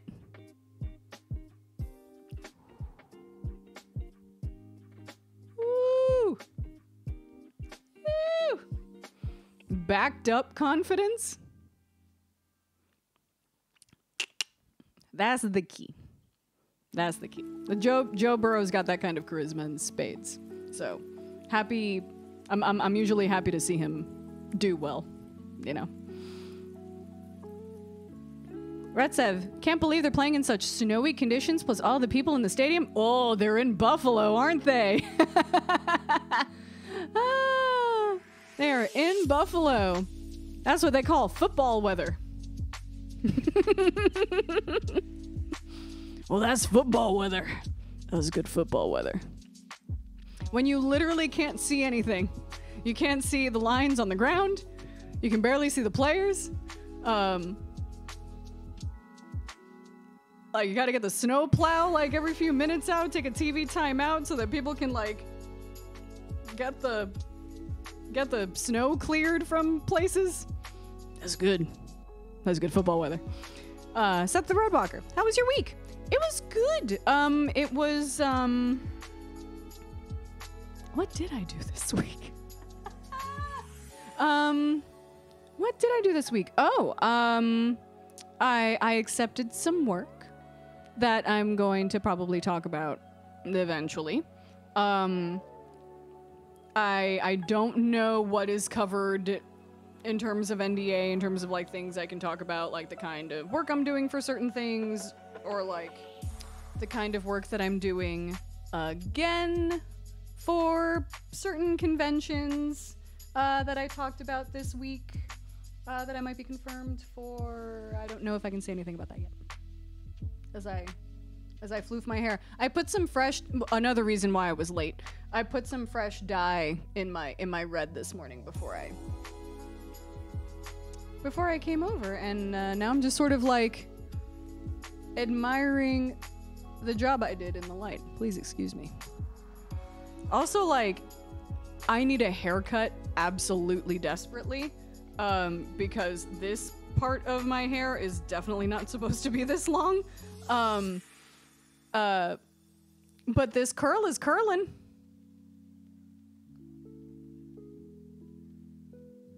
It is certainly doing a thing, which I very much love and appreciate. So whenever my hair does this, it's rare, so I'm like admiring it while it lasts. You're gonna cut it short? No, I think I'm going to keep probably a lot of this length, actually, because I kind of don't mind it. I kind of want to cut this back section here because it kind of wants to, like, tuck on this side. I kind of just want to swoop this way all the time. So that might get a little shorter.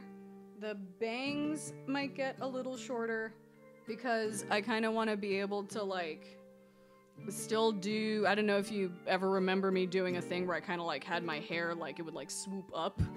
And I would, like, blow dry it and it would be, like, kind of poofy up top. I kind of I was looking at some old pictures, and when I cut it super short myself, don't ever cut your own hair. There is no way that you are able to, like, see yourself enough or know yourself really truly enough to be able to, like, pull that off. I don't know. I will never cut my own hair again. But when I did, the way that I made it work so that I wouldn't cry looking at myself in the mirror every day, was I would slick this part back, and then this section of it, I would, like, make it cool and floofy, like I almost kind of had like a fake mohawk, or it almost looked like both sides were shaved, but they really weren't. I would always just take pictures from this side and have my cool pompadour. So I kind of miss my pompadour vibe a little bit. I'm not mad at how long this hair is. I am kind of mad at how flat it's laying. And I would love if just at the top, it could be bigger. Like, I like the way this looks. I just want this to be, like, that big. I just want my hair to be higher. And I think some of that is styling, but I think a lot of that is the cut too.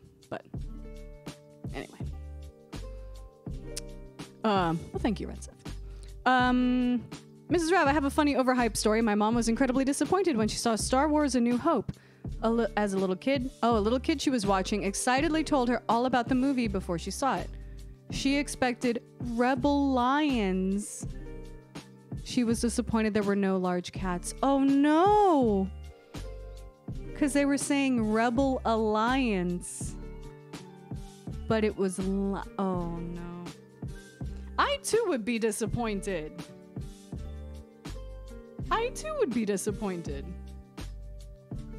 Now, every time I watch a Star Wars movie and there aren't any large cats in it, I'm gonna be like,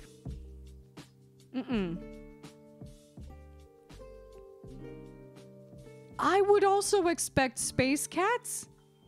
And just in general, I feel like I always have a baseline disappointment when I don't see space cats. Just any day that I wake up and I don't see a space cat is like, ugh.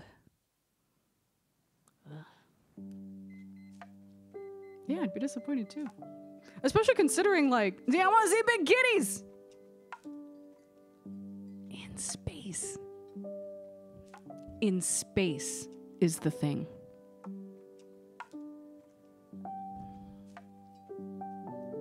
They need to be in space. The world does need more space cats. They need space cats, they need thunder cats, they need all manner of cats. Warrior cats. Just more cats in general. Just put Ruby in Smash.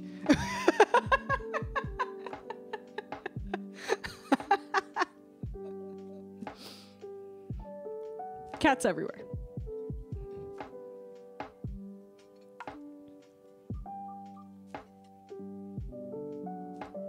If a dog can play basketball because it's not against the rules technically, then a cat can do anything.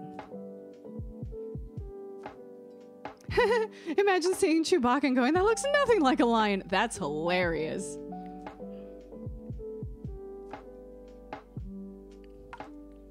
God. It's like Chewbacca is like a bad painting restoration of a lion. That's mean. Chewbacca's great. Chewie's awesome. Yeah, I feel like you would be disappointed if you didn't see any cats, but I feel like Chewie can make up for it though. That's true, and A New Hope is not the one with the Ewoks in it. So there is kind of like a serious dearth in fuzzy awesomeness in general. So yeah, I could understand that being a huge disappointment.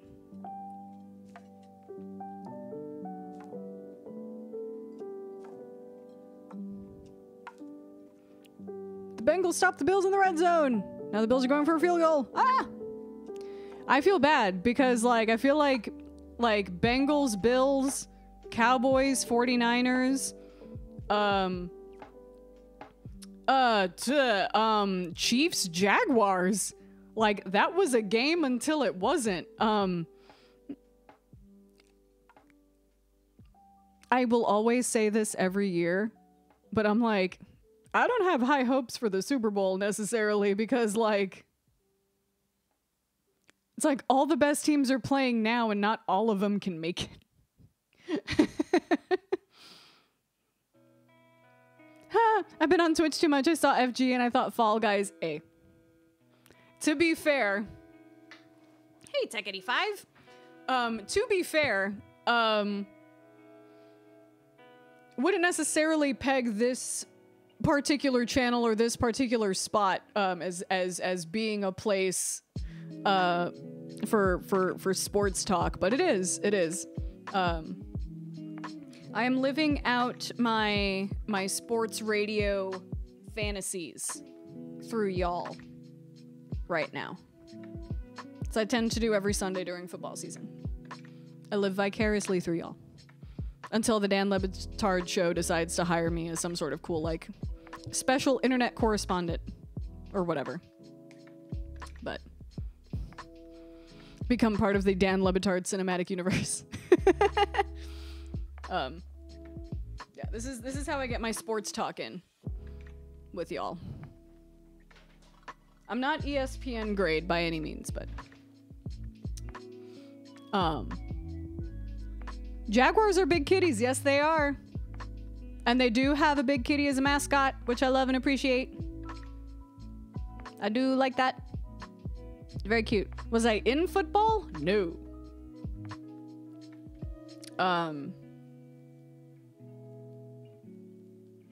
My hand can't wrap around the football to find the seams to put my fingers on, much less be able to throw a spiral. My varsity sport, yes, it was a varsity sport, and I did get a varsity letter for it. Thank you. I lettered in bowling. So...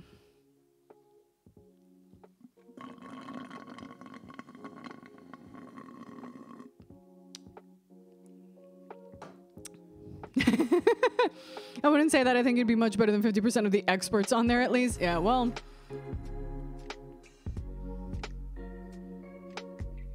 Yeah. That's actually really impressive, not gonna lie. I'm bowling... So you can see. This is supposed to be the arrangement of bowling pins on my arm. It is kind of a blown out tattoo that I got when I was like 18, and I didn't know any better about selecting a good artist or like line weight or things like that. Or even how much this spot was actually going to friggin' hurt. But that is my bowling tattoo that I have. I look like someone who's been in sports. I mean...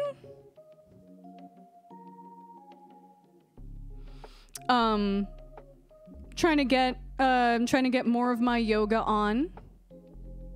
I do follow some really cool like power lifters and bodybuilders on TikTok for inspiration. I take inspiration from a lot of my friends who like all manner of different body types, but like a lot of them are taking up like weightlifting and like powerlifting and stuff. And I'm like, yeah, get fucking beefy, please. Like I am like such a champion, and I'm kind of like, you know, I feel like if I put fuck cardio, okay. I did. Evan takes a couple of walks around the block. You know, he takes a wonderful mental health walk, and I join him when I can now. And when I should, even though sometimes I feel like I really don't want to. Like, I'll still get winded on our walks around the block sometimes, which is very embarrassing. Incredibly embarrassing. So I definitely do need the stamina, and I do not contain it. However, I love what weightlifting does, and like doing like body weight work, you know, like squats and, you know, all manner of squats and things, but then also like literally lifting weights. I like what it does. It's just a matter of like having the gear, having the discipline to, you know, motivation to get up and, you know, do something even, you know, when you feel like your body's like, but also sometimes listening to your body when it's and be like, all right, you know what? Fine. We could take that. I could see you as a football player or a wrestler. Yeah. Now, there is definitely an alternate version of me that is a pro wrestler for sure. Absolutely. I love professional wrestling and sports entertainment. And I feel like if I put in enough like physical work, I would be very, very scared to take a bump. And that would take a lot of practice and like a lot of like it would take some training for me to not like cry, you know, if I got like bumped in. If I got like bumped into and had to like, you know, like get hit by someone and like land on the mat or whatever, like I don't know if I would take that well emotionally still. Baby, no. Baby, no. So like, yeah, you know, like the thing about football is that like I don't want to get hit. Like, okay, like maybe that means I'm a kicker, but even then, no. There isn't like a football position that I think that I would want to play, but Evan would be a defensive lineman and he would be very good at it. He would be incredible at it. I feel like Evan would be Aaron Donald. Like legit. Yeah, and Red Stuff, even kickers get hit and have to tackle on occasion. I would be the kind of kicker that I would get flagged. I would get flagged. They would invent a red flag, like a different color flag for the shit that I would pull if I were a kicker. Like it would basically be like what I lack in like physical prowess or power, I would make up for in just pure chaos.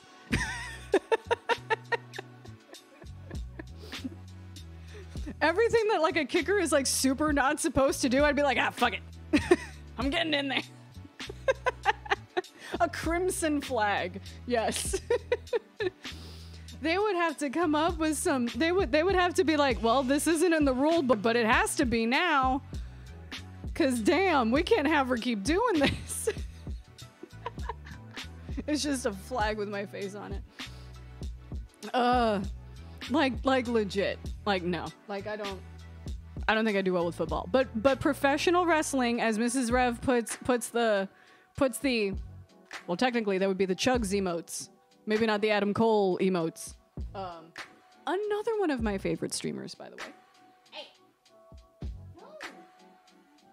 She's literally trying to like get under Evan's like keyboard stand and like mess with his mixer. What do you see there, baby? There's nothing for you there, sweetheart. My darling. No. She just wants to eat the buttons. I love Chugs. I love Chugs a lot. It, like when you want to talk about like role models for like the kind of content that I want to make and the kind of like streamer that I want to be, and just like general like person I want to be like on the internet with like an internet presence, like Chugs is up there on like the Mount Rushmore for sure. Also, that's the other thing, as you put the Danhausen emotes in the chat, that's what I love about professional wrestling. It's just like, it's an improv class with a bunch of jocks in it. Like, it's awesome.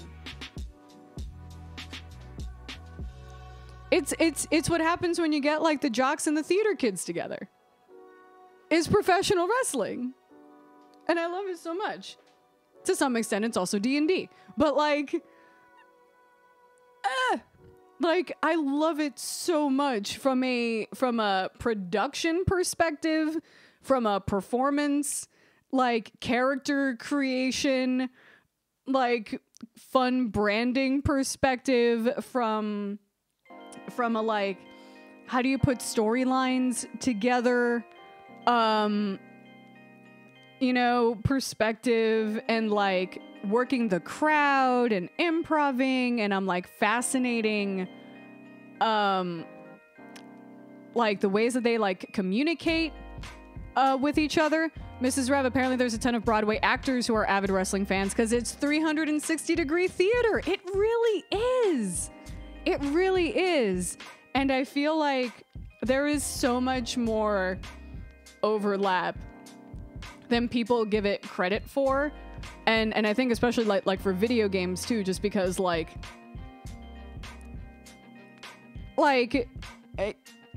wrestling is IRL Smash. You're getting a bunch of these like ridiculous characters together, and then you're mashing action figures together. There's a guy that curses people, and then there's a big giant dude, but this one's kind of funny. And then we're just gonna put them together and mash those action figures together, and it's gonna be hilarious, and there's gonna be a lot of like sweet flips and stuff, because these people are also like literally athletes and acrobats and shit. Wrestling is great. Get into it. I highly recommend All Elite Wrestling. WWE is fine, ...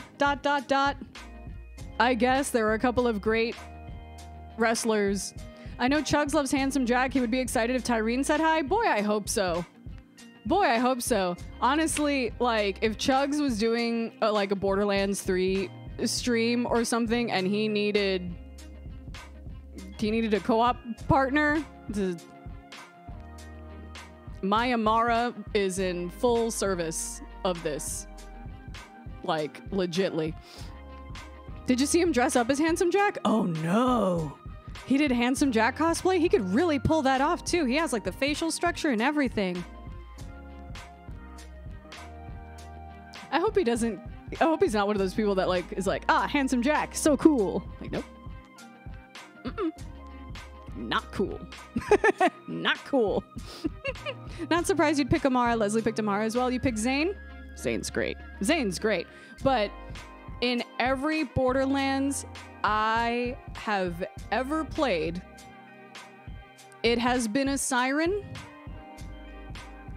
and being like, I would have been a siren, like Tyrene or no, I still would have been Amara in Borderlands 3, because I will always and forever go up for sirens. And you know who else is a fan of sirens?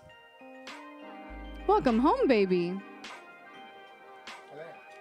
You good? What are you doing? You're pulling up a chair to say hi to people. I was gonna bail and eat with you. We can do that too. Oh shit. Hello, friends. Oh shit. I've missed you all. Okay, Mose is legit though too. Mo's legit. Didn't you have a Mose, babe? I had a Mose. I never maxed her out. I main Zane. It's not even that I didn't really like Mose. It's that at some point I ended up with a build with Zane and one gun that worked with that build. What's the max level? It's been a long time since I played it, Like honestly. 72 at this point? Yeah, sure. I'm sure. I know I was max level for a very long time. I don't know if maybe I'm 72. The gun that I'm using is like a 40 something. but still but whips. the perks on it's like I aim anywhere in the world and everybody dies. That's hello everybody, I miss you. I drank all my iced coffee. Now I need to have the regular coffee you make, because that's different. That doesn't count. I believe you. Everybody both adores and misses you. Nobody's perfect. No, I don't even know what that means. I am starving. Yeah, you are, I'm baby. gonna go eat food. Yeah. You're gonna go eat food. I'm gonna go eat food. But I'm love you happy. all. I'm happy that you did say hi to the people. We should make a plan for us to say hi to the people with a guitar. I agree. Yes. So on that note, the iced coffee that you watched me drink over the last couple of hours has been the only thing I've ingested all day. Do as I say, not as I do. Everybody, please do me a favor in grabbing yourself a lunch, a snack, whatever time of day it is. I'm sure you probably should eat something at this point. Probably safe to say. Have a little nosh, have a little mint, have a piece of gum. Drink a nice cold glass of water. I'm really happy to have had this show with you today. We talked about a lot of shit. Today. This feels like a very sort of cool, classic, nice bounce around Sunday sessions. We got a little real, but I think that's okay because there was lo-fi in the background, and so that made it all better, right? I'd like to think so. I am going to enjoy the rest of the football for the rest of the day. This one has been playing mad Breath of the Wild, and we've turned Breath of the Wild into a co-op game, so we're going to do some of that. And by turn Breath of the Wild into a co-op game, I don't know if I talked about this last week, but it was he is playing Breath of the Wild. I've played Breath of the Wild like 3 times already. This is his first time playing. And I have a whole database spreadsheet of shrines and walkthroughs and how to use them. And so basically I just sit next to him like a living hot wiki. Like just a sexy wiki at his disposal for whenever he needs me, whenever he needs to find shrines and stuff. So it's wonderful playing Breath of the Wild co-op in that way. I look forward to doing that a little bit more tonight. Hopefully you find some cool video games to play today. Hopefully you find some time in your day.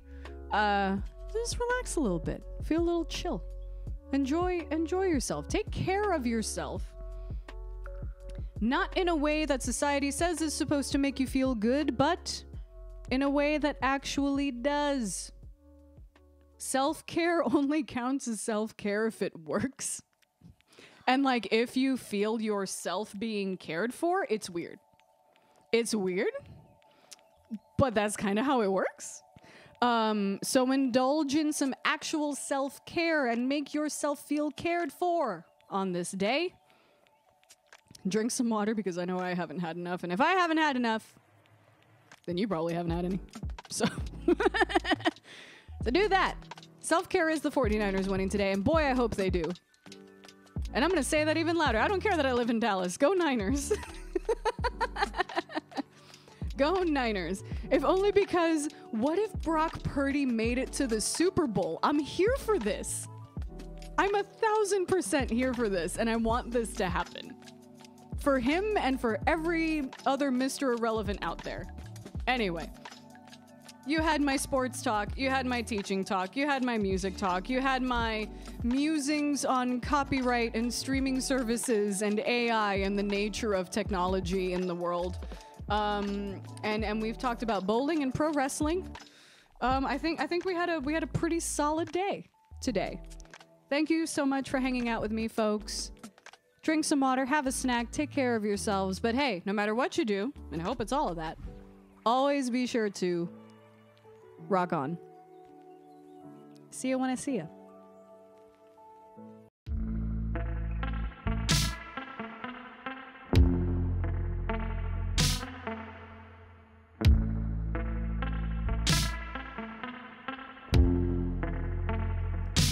Somebody